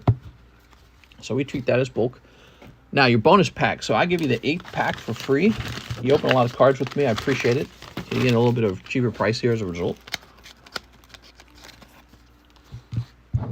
You take amazing care of the cards. Well, I've learned with these cards, they kind of seduce you into feeling like your fingers are safe to touch them because they're made out of this cardboard. See this non-glossy material? The less glossy it is, the less likely that a thumbprint can actually attach itself to the cardboard. This is super glossy. So if I were to touch it at all, instant thumbnail or thumbprint. So I've learned that these cards are hiding in the packs and you have to be real careful because once you run into them, that's when the mistakes happen. Oh, and here we are. Check this out. You got a signature on the last pack. How about that, man? Last pack containing a hit. Coming in handy. You got an autograph from Ryan Jeffers. Cool, man. That's very neat. That's for Mr. Emiliano. He's been buying cards here for a long time. Let's see.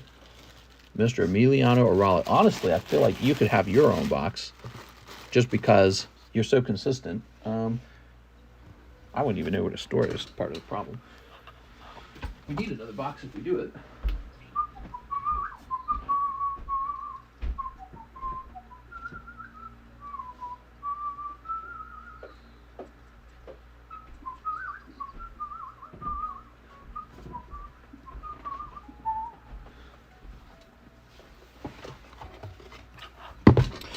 On bulk, TCG other box, which card does that box contain?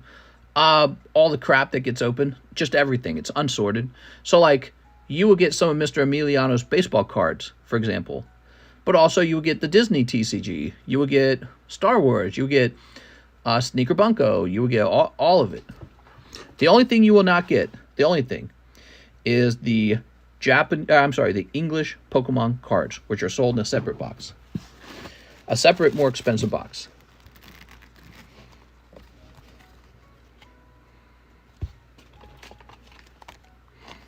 Where should I sign? On top of your peepee? What are you talking about? Oh, so that was a question from Schrodinger's cat. How do you grade thumbprints on cards you handle? It's like out of our control. Yeah, so if you put a thumbprint on your own card, which you really don't want to do that, but if you do, you lose a grade. You could have been a 10, but now you're a 9. So you really don't want a thumbprint on your card. It is considered something that lowers your grade, and it should lower your grade. Why shouldn't it? Because it means your card's not pristine. It means your card's not brand new out of the pack anymore. So whatever you do, don't do that.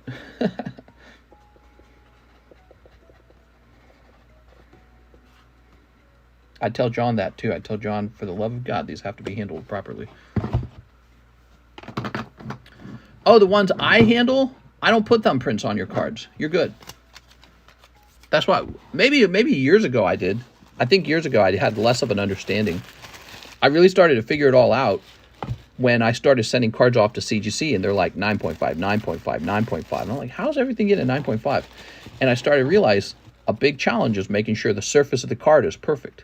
So you got to handle the cards real well, real careful. Okay, Emiliano, you got your own box now, Mr. Emiliano. Could you ship my bag along with the bulk box? No, I wouldn't do that. The way it's packed up, the way it's packed up, it's too dangerous to ship those together. We do not ship the bulk cards with the same level of protection that your bag of actual hit cards will receive. And I feel the odds of your cards getting damaged in that box are much higher.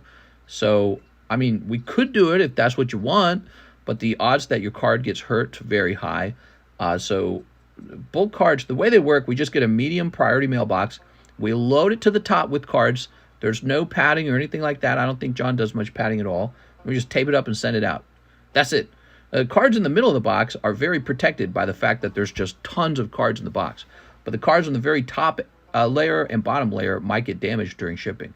And so I don't know where we'd hide your bag, but I don't want John to have to do that extra work of figuring that out like a puzzle. So we don't guarantee the extremely good like protection that a normal hits bag would receive on the bulk cards. They just get shipped out quickly. And I've heard they arrive in good condition, but I don't want John working on that. I don't want him working on like protecting your cards in this giant box of bulk. Too much effort.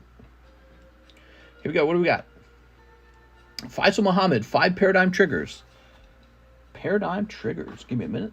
Got to move these around a little bit. There we go. That stuff stacked. Just this one time. I don't have nothing fancy in my bag. 1, 2, 3, 4, 5. So, if there's nothing fancy in your bag, huh?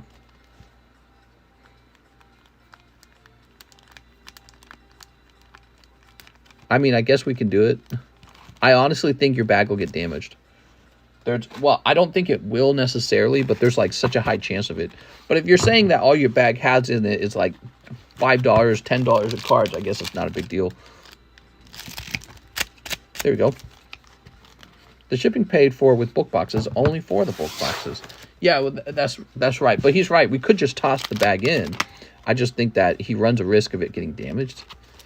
You know what I mean? I don't want to feel bad for him if it gets damaged. Here we are. Reggie, Lucky. You're looking at it trying to be efficient. You're like, I can buy a bulk box and get my item shipped. But the bulk boxes don't ship in the same way as everything else. There we go. All right, Mr. Faisal Muhammad. Nothing wild in that round. 1 Reggie Lucky. That's what they call it in Scotland. They call it lecky. They don't say electricity. They say the lecky. I think. Okay, Alexander Azalin. He says, 4 of the 2021 NFL packs. Extra points if you give me a kiss. What's up, man? So you're talking about... Where are they? You are talking about... Wait. Are we sold out of those? I know what he's talking about. I thought I removed those from the menu. I thought we removed the NFL cards. They're still on the menu, huh? All right, let me look around. I thought we removed them.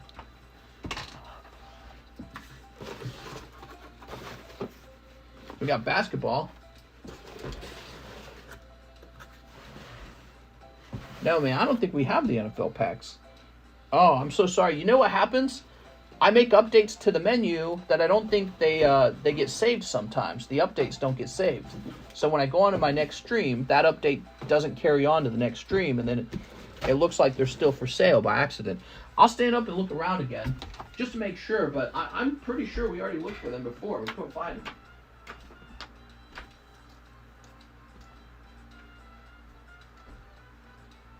No, we're sold out of them, man. I don't see them.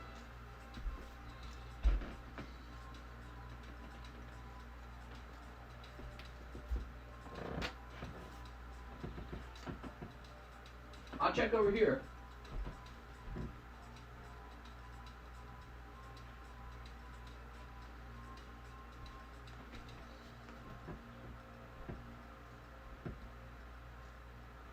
Nope. I'm so sorry, man. I think this was his first order, and I don't get to complete it for him because I don't have them. That reminds me, I need to buy more NFL stuff. The NFL is sold out. Open a Crown Zenith then. That's 8 USD. So you would like to change it over. Oh, wait. You're talking about these guys. I'm sorry. I completely misunderstood you. You're talking about the goofy guys. You were asking about them earlier. I thought you were talking about a totally different set. These are not gone from the menu at all. Here they are. The NFL 5 packs. I just needed you to say NFL 5. We had a different NFL pack that was on the menu that was like $8 per pack. I'm sorry. I completely confused there. I'm hitting that crack pipe too hard. All right. So, Mr. Alexander, this is your first order, right? Here we go. Let's pop this open. That's the scissors food. Not today. He bought them. All right, what we got?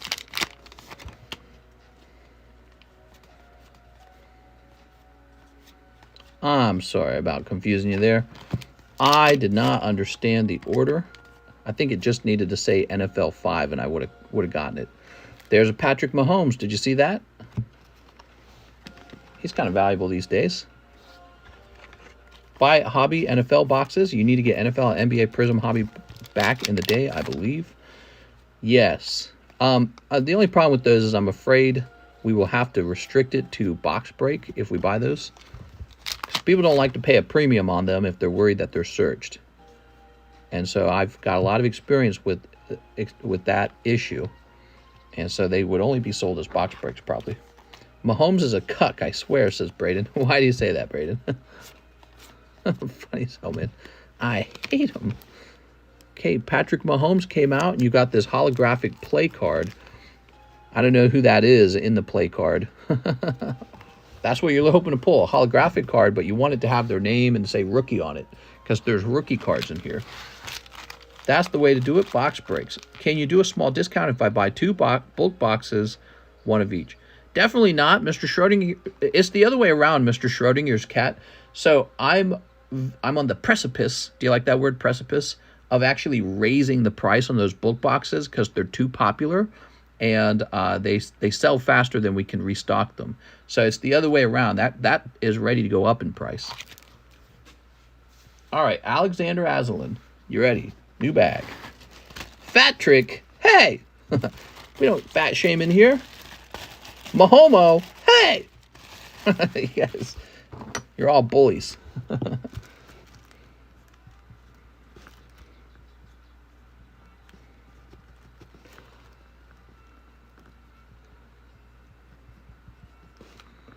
And let's say this is 4.23.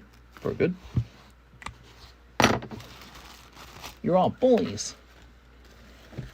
We're going to put you in the AL2 box. Just enough room. So I think this goes to him. Nice to meet you, Mr. Alexander.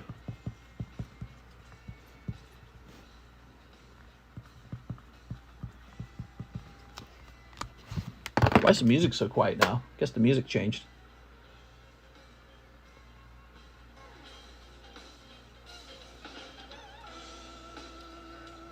Here's Faisal Muhammad. He says he'll take 4 more triple beats. Triple beat drop.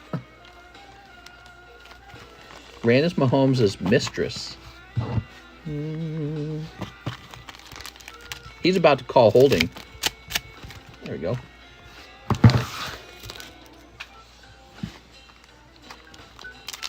What a call, man.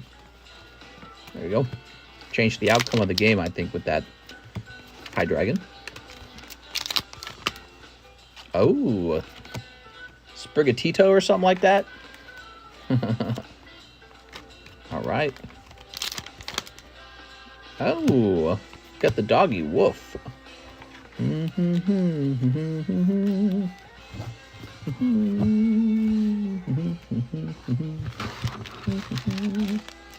All right, Mr. Muhammad, get these in your bag.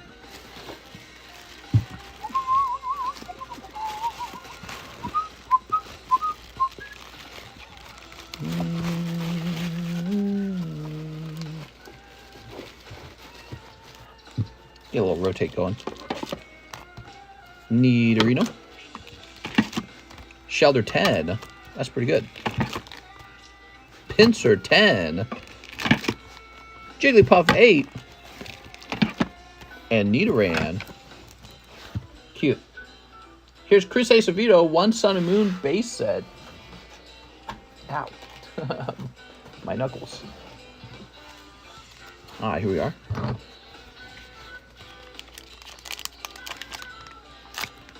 Very nice. Good luck, Chris.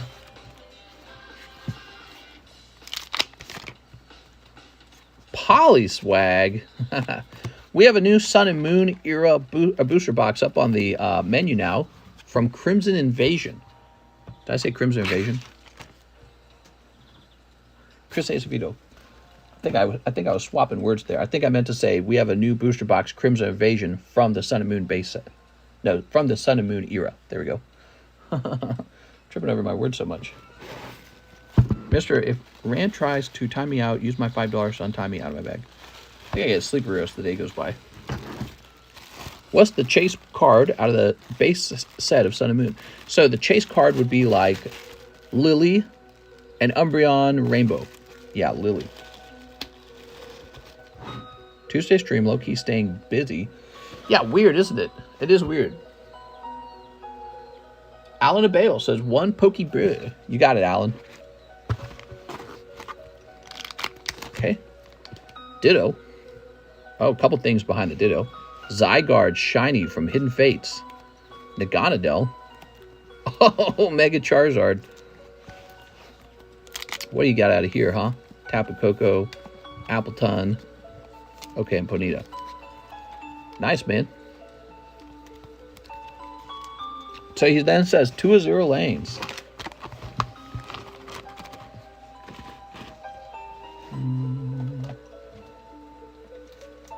Oh, okay, we got 1 of 0 lane.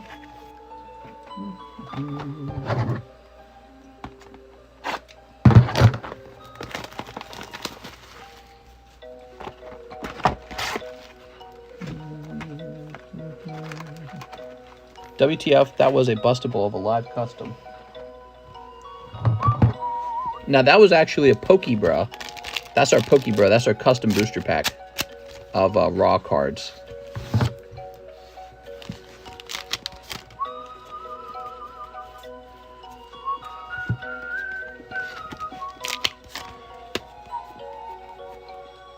Boobies. Okay, nothing crazy in here. Lots of sexy girls in the Azura Lane set. That's why it's on the menu. People like sexy girls. Alan Abale. Easy peasy pokey breezy.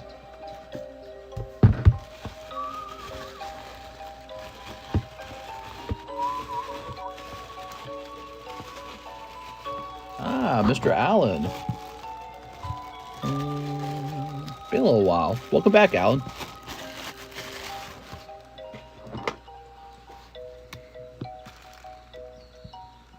Okay, your bag says 423 now.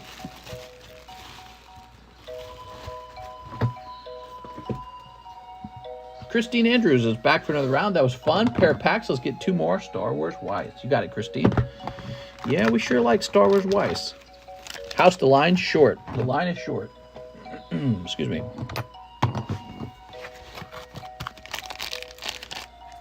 FedEx called me today. They were confirming my tax ID.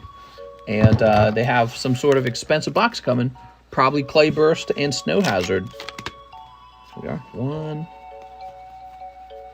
2, 3. I just like all the cards in this set, to be honest. You got like almost all the cards out of this pack. I'm just giving you all the bulk anyways. Hello, you doing a giveaway? I'm always doing a giveaway. Oh. Look at this guy. Very nice. Okay, Christine. Find your bag. Wait. There's a missing C box. Oh, there it is. I put it up top. That is not where it belongs. Get John to guard the porch. Yeah. Well, my problem with the thing on the porch was I left it alone. I walked away from it. When I came back, it was gone.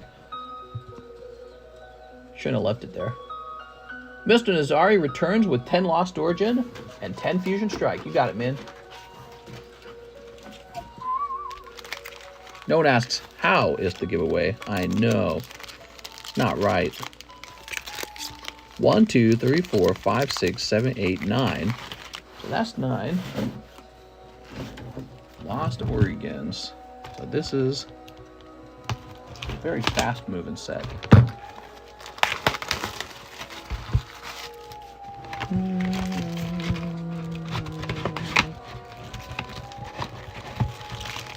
There you go. 10 Fusion Strike. 1, 2, 3, 4, 5, 6, 7, 8, 9.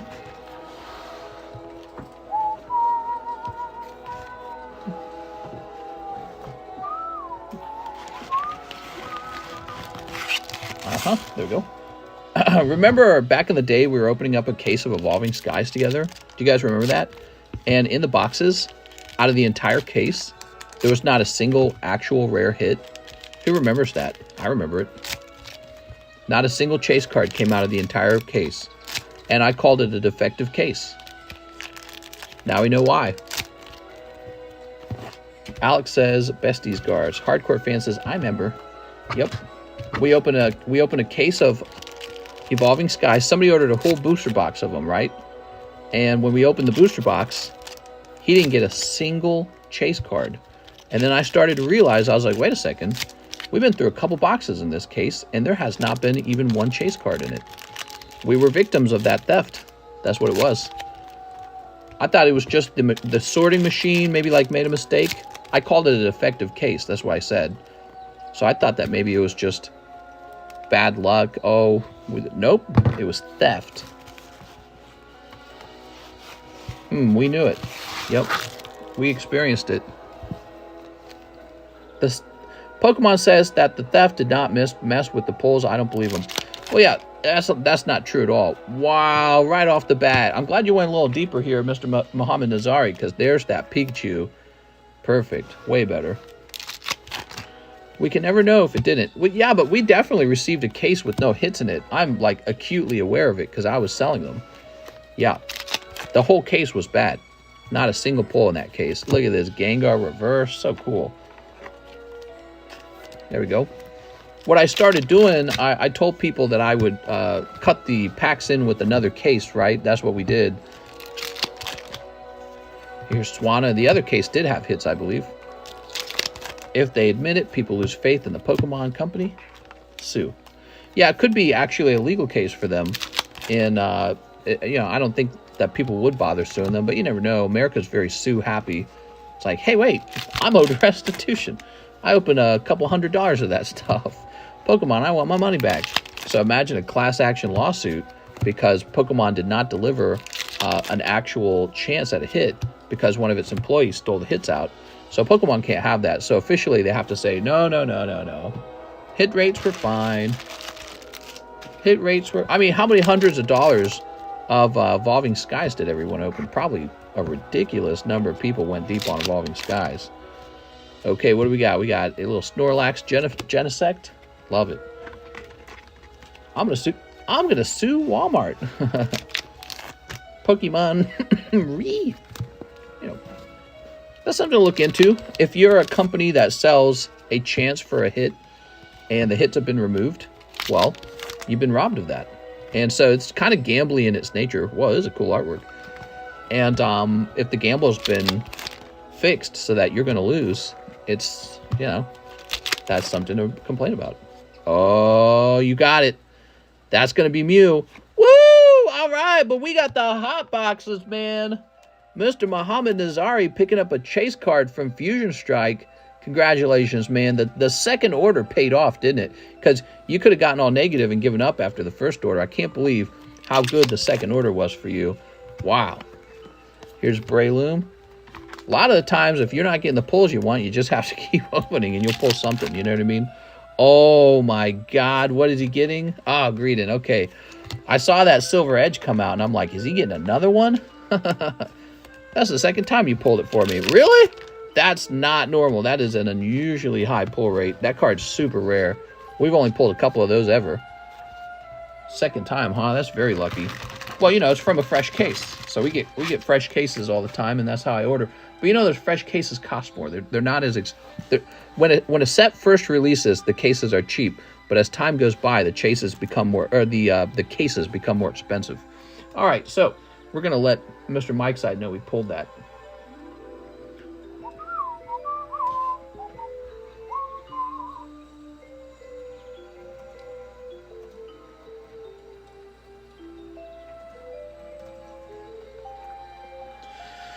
Okay, you're over here. Grab your box. Very good.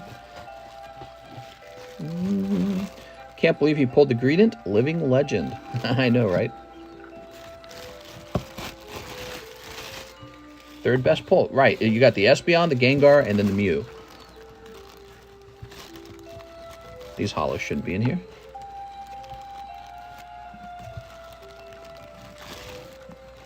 There are a couple more.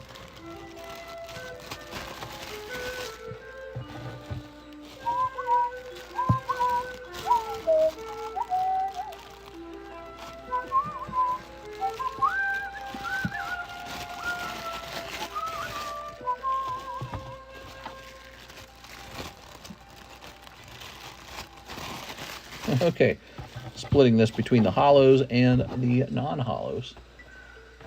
Good. What do we got on the table now? We've got Shining Volcanion 10 for only 40 bucks. You guys don't understand how crazy good deal that is. I mean, if I sold Shining Legends booster packs on the table right now, they'd probably cost like 30 bucks a pack. And this one's, so that's like opening one pack and then paying $10 to grade it, and it graded 10. That's how good of a price that is. The price does not make sense. It's extremely low, and the price of the booster packs is way higher. Here's Dark Alakazam Hollow. Wow. Fantastic card. Potential SLAB-AWAY card. Lickitung 10. Okay. Put these here. What do we got here? Dust Noir 10. He got to come down in a minute. Misty Psyduck. That is an adorable card, wouldn't you say? Misty Psyduck. Did you know this card's actually an uncommon in this set? Usually uncommon was reserved for, like, you know, evolved Pokemon. But in this set, just a Misty Psyduck. So as a result, there's fewer 10s of these. And this guy is very affordable at $30. Whatever happened to the DBZ Zenkai order? I think that I named that wrong. Yeah. It was power absorbed that it was actually coming out, and I had the wrong name. Okay, next up we have Mr. Rand, 6 Hanafuda, and Bulk Grade 2, the best of this run, and I have another one for my bag, the basic looking one. I think it has a star. Oh, are you sure? Because, you know, John and I have not developed a method for keeping them still in the slab yet. So I don't know if that's such a great idea. She beats him. Now, I'm newer in anime. He's her favorite, oddly.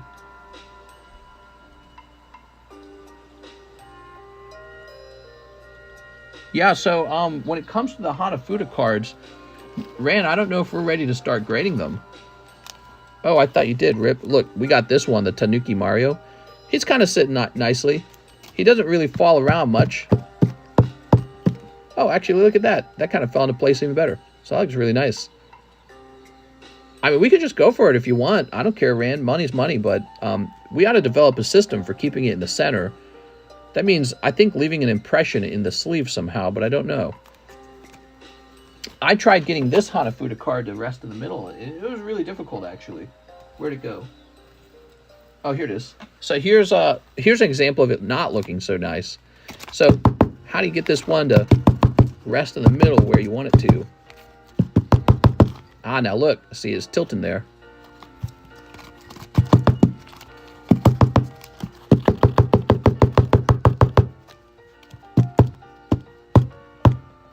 See, the bottom doesn't... The bottom and the top don't... Oh, there we go. Okay. Oh. That's not that bad, actually. But, you know, as this gets knocked around, it's just going to fall back into a corner or something like that. But we need We need like some way to leave an impression in the sleeve so that it can't move around.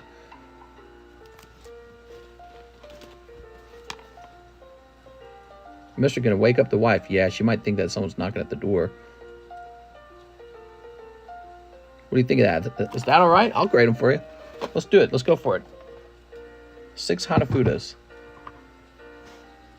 Give me 5 Hanafudas then instead of the grades. 1, 2, 3, 4, 5, 6. You want 5 more, or do you want the grades? 1, 2, 3, 4, 5. You could just knock it around until it's in the middle, I guess. Apparently you can. You just got to be patient with it.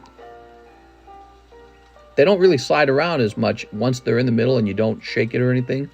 They're actually thicker than a Pokemon card. I almost feel like if we had a thick sleeve, like a thick penny sleeve, it really would hold in one spot.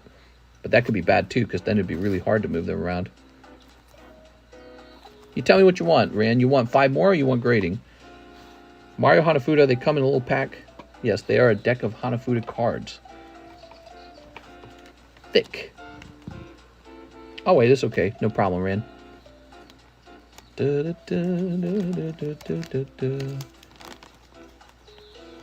Yes, they're located near the top of the menu, next to the poker cards and the old maid cards, because I sell them in the same way. What we do is we take a bunch of decks of them, and then what we do is we open those decks up and we kind of pull your card randomly. You don't know what you're getting. I don't know what you're getting. And this is a way for you to just buy like a couple of them. You don't have to buy so many of them. And maybe you're hoping to snipe a little bit, because there's better pulls in there. Like any pull that features Mario, like his full body, his full image, that's a good pull. Do you grade coins now? No, I do not. I do not grade coins. I've sold some graded coins, and I've got some graded coins to sell. Okay, you ready?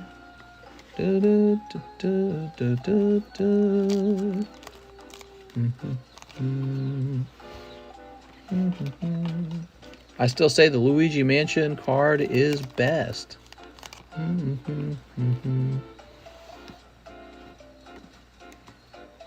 Oh, you got the Tanuki suit. That's so cool.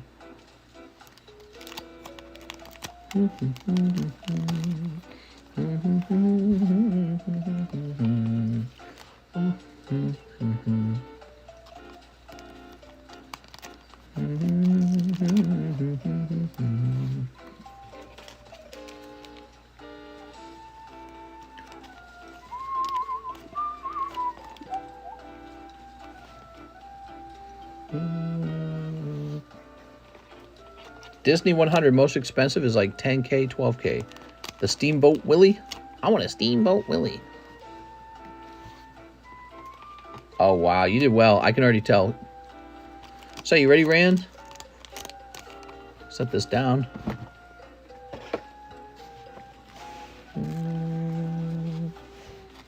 Oh. You got the Doggo. Boo! Bullet Bill. Luigi in the fox suit. Fireflower, but I think it's upside down. Tanuki suit Mario. Mushroom. Koopa.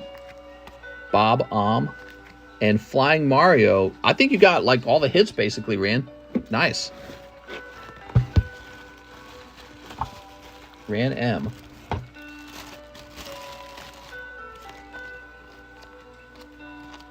Yeah, I think you got 2 of the Marios, and I think that's the only 2. Very nice. So cool, man.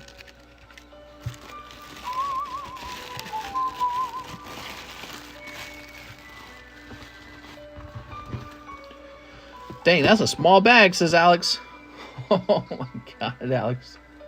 Brayden Siska says 5 of the One Piece Paramount War. You got it, man. Brandon enjoys Paramount War.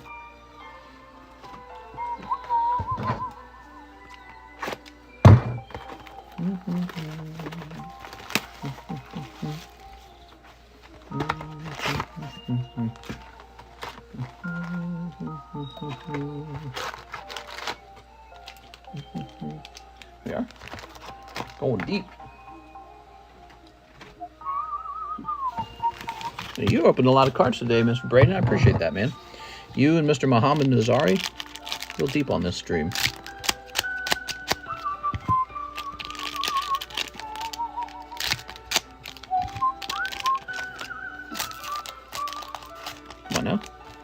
Love the Luigi Mansion pull.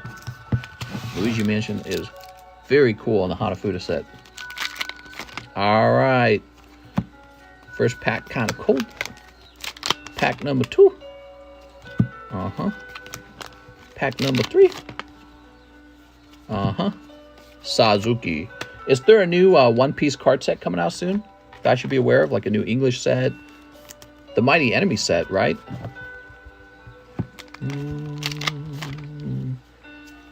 Here we are.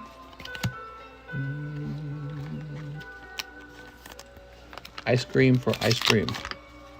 New scissors means bad luck. Oh, really?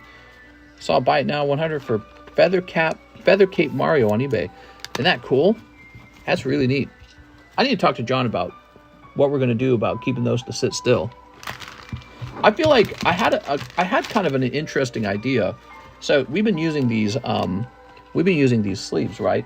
So I always wonder, is there a bad card I can take? Here we go. So if we could take this and center it in the middle. So let's say we had a jig, some kind of rigging, and then we had something that we could press into the sleeve like this.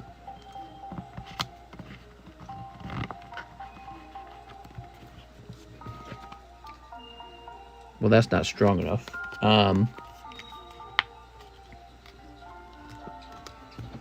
So let's say we had a jig, and we could take the sleeve and actually sort of create a tear on it. Oh, yeah, so that actually kind of does look like what they do.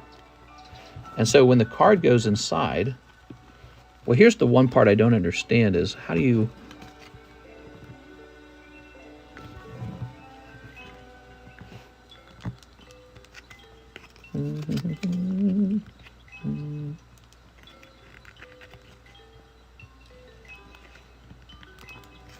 Okay, so imagine we had a Hanafuda jig, and what we did was we had some kind of knife that cuts around the sleeve, and then the Hanafuda card gets placed into the sleeve like this before the encapsulation, all right?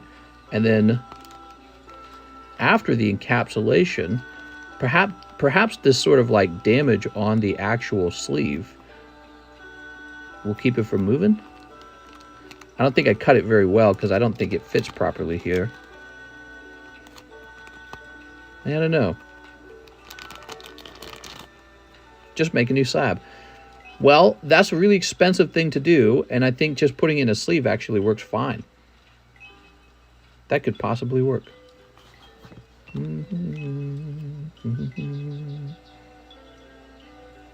Super glue, easy as pie. No. What if you,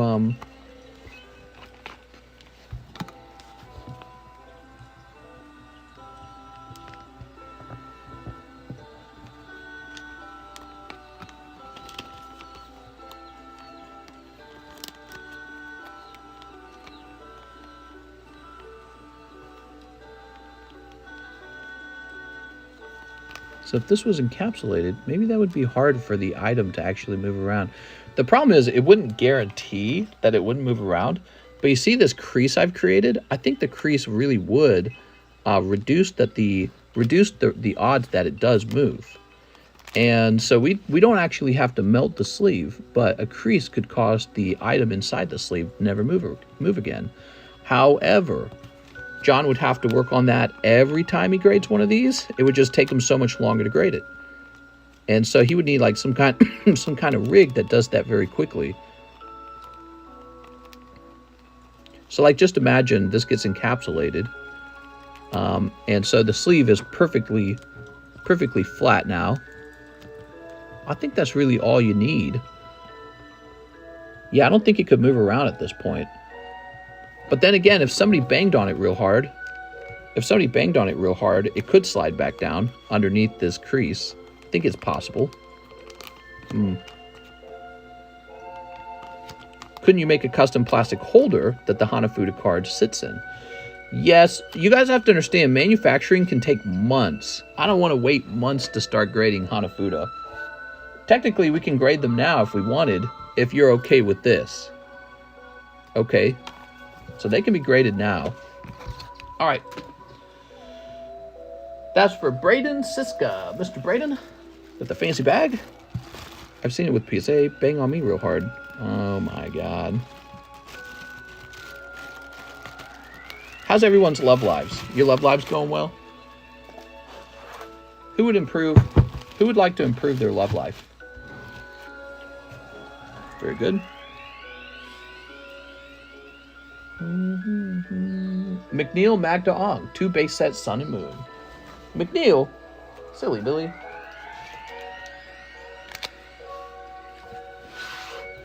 There we go. Use something warm enough to merge the plastic around the card. I'm worried about doing card damage, though. That's the problem.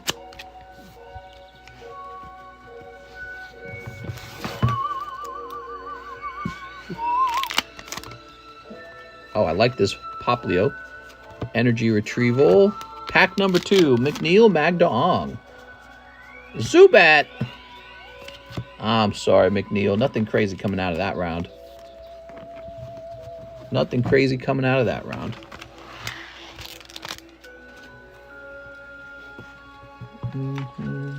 I love myself every night. Oh my god. Allie McNeil. Have John lick the back of the card so it sticks. That'll work. I don't think the person who ordered the grading would like that, though.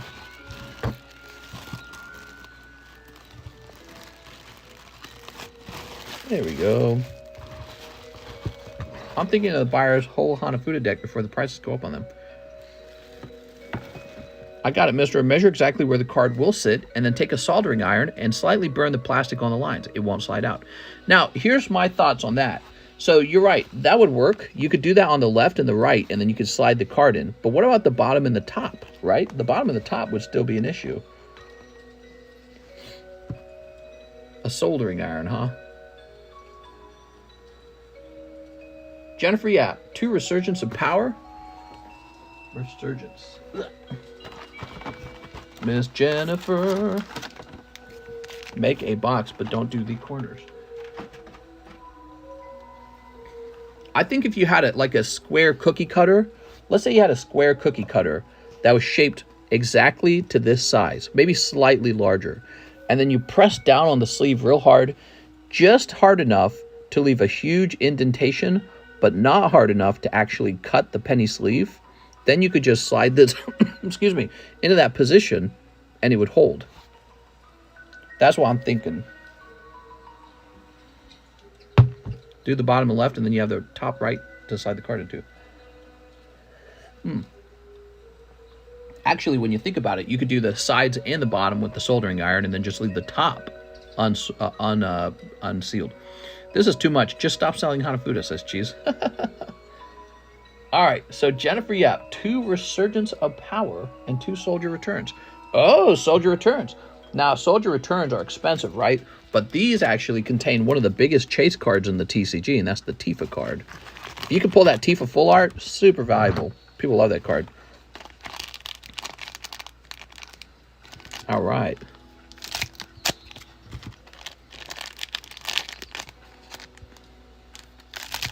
I like the cookie cutter idea. We would just need a cookie cutter of precise measurement, and then we cut down into the sleeve, but not hard enough to cut the sleeve. More work to grade the Hanafuda, raise the price? Not necessarily. If John had like a rig that fit the penny sleeve, and then he just stamped down like that each time, that would be very simple. Okay, you got Titus. Queen Latifah. Got a 3D printer?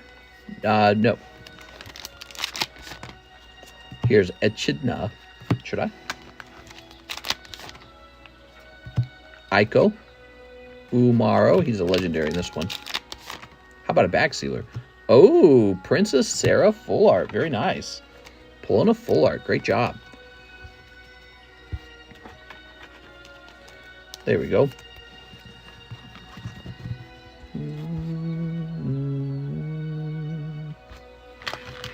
How about a bag sealer? Ooh, what if we did this? What if John had a cookie cutter and he could heat the bottom of the cookie cutter on like a stove almost till it was like warm enough that the plastic might melt, but not really hot enough to burn through it at all. And then he pushed down. Yeah, I don't know. because you could potentially sell the penny sleeve smaller. How about laminating over the sleeve? Laminating over the sleeve. I don't know how we would do that. I sent you the address details in DMs as best as I could for shipping. Nice, man. You must be Birdie. That sleeve would warp so bad. Yeah, that's okay, but when we encapsulate it, it will unwarp. All right, Jennifer, yeah. Yeah, once it gets encapsulated, the encapsulation will push the sleeve out nice and flat. Use the bottom of a Bud Light. I don't know, because then everyone would boycott it.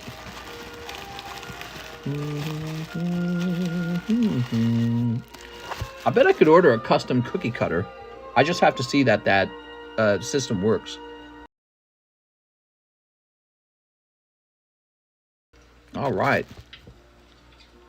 So, now we have Devin Barales, 2 Star Wars Chrome Galaxy. Hello, Devin. How are you? Here's your Star Wars Chrome. Oh, that's 3 packs.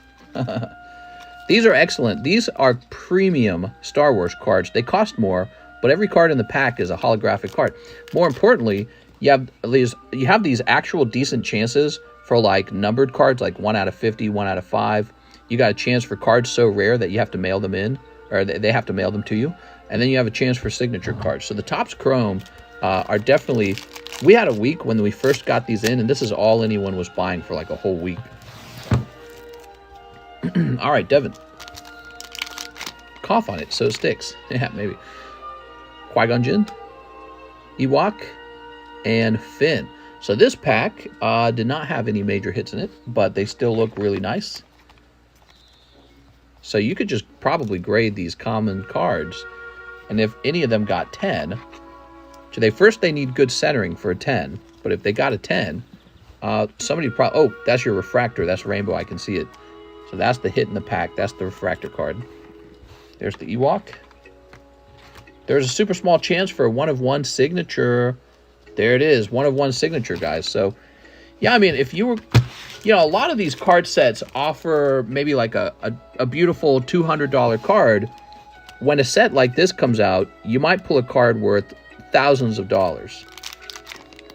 That's the difference. The top possible pull in this set is higher than other sets. I like the artwork anyways. Look at this artwork. If I can... Sometimes the cards are kind of stuck to each other. You know, look at this card. I love the artwork on this. He says, I don't care if you're having a bad day. Get your shit together and get back to work. He seems like such a boss, the way he's pointing. I need a mental health day. Bob, get all your shit out of your desk. You're fired. There's Enter Darth Vader, refractor. Okay. I don't care that you broke your elbow. Yeah. There's even some double signatures. Whoa. That sounds crazy. Like 2 people on 1 card. Mental illness day. I need a mental wellness day. I'm sorry. This is for my mental wellness. You think they cared about that stuff in the past? That's definitely a new invention, mental wellness. You already give mental wellness days. They're called Saturday and Sunday. It's called Saturday and Sunday. They already invented it. No, it's got to be Friday, Saturday, Sunday. Like, we're definitely on the decline, guys. Some other country is going to surpass us because they're going to say we work we don't take any mental days off. We just work. Psh, Huck, don't make me call HR on you. They're a true power of the dark side. Yeah, look out for HR. Even Darth Vader is scared of HR. Roger Gray, 5 packs of ponies. Whirr! My little pony, my little pony.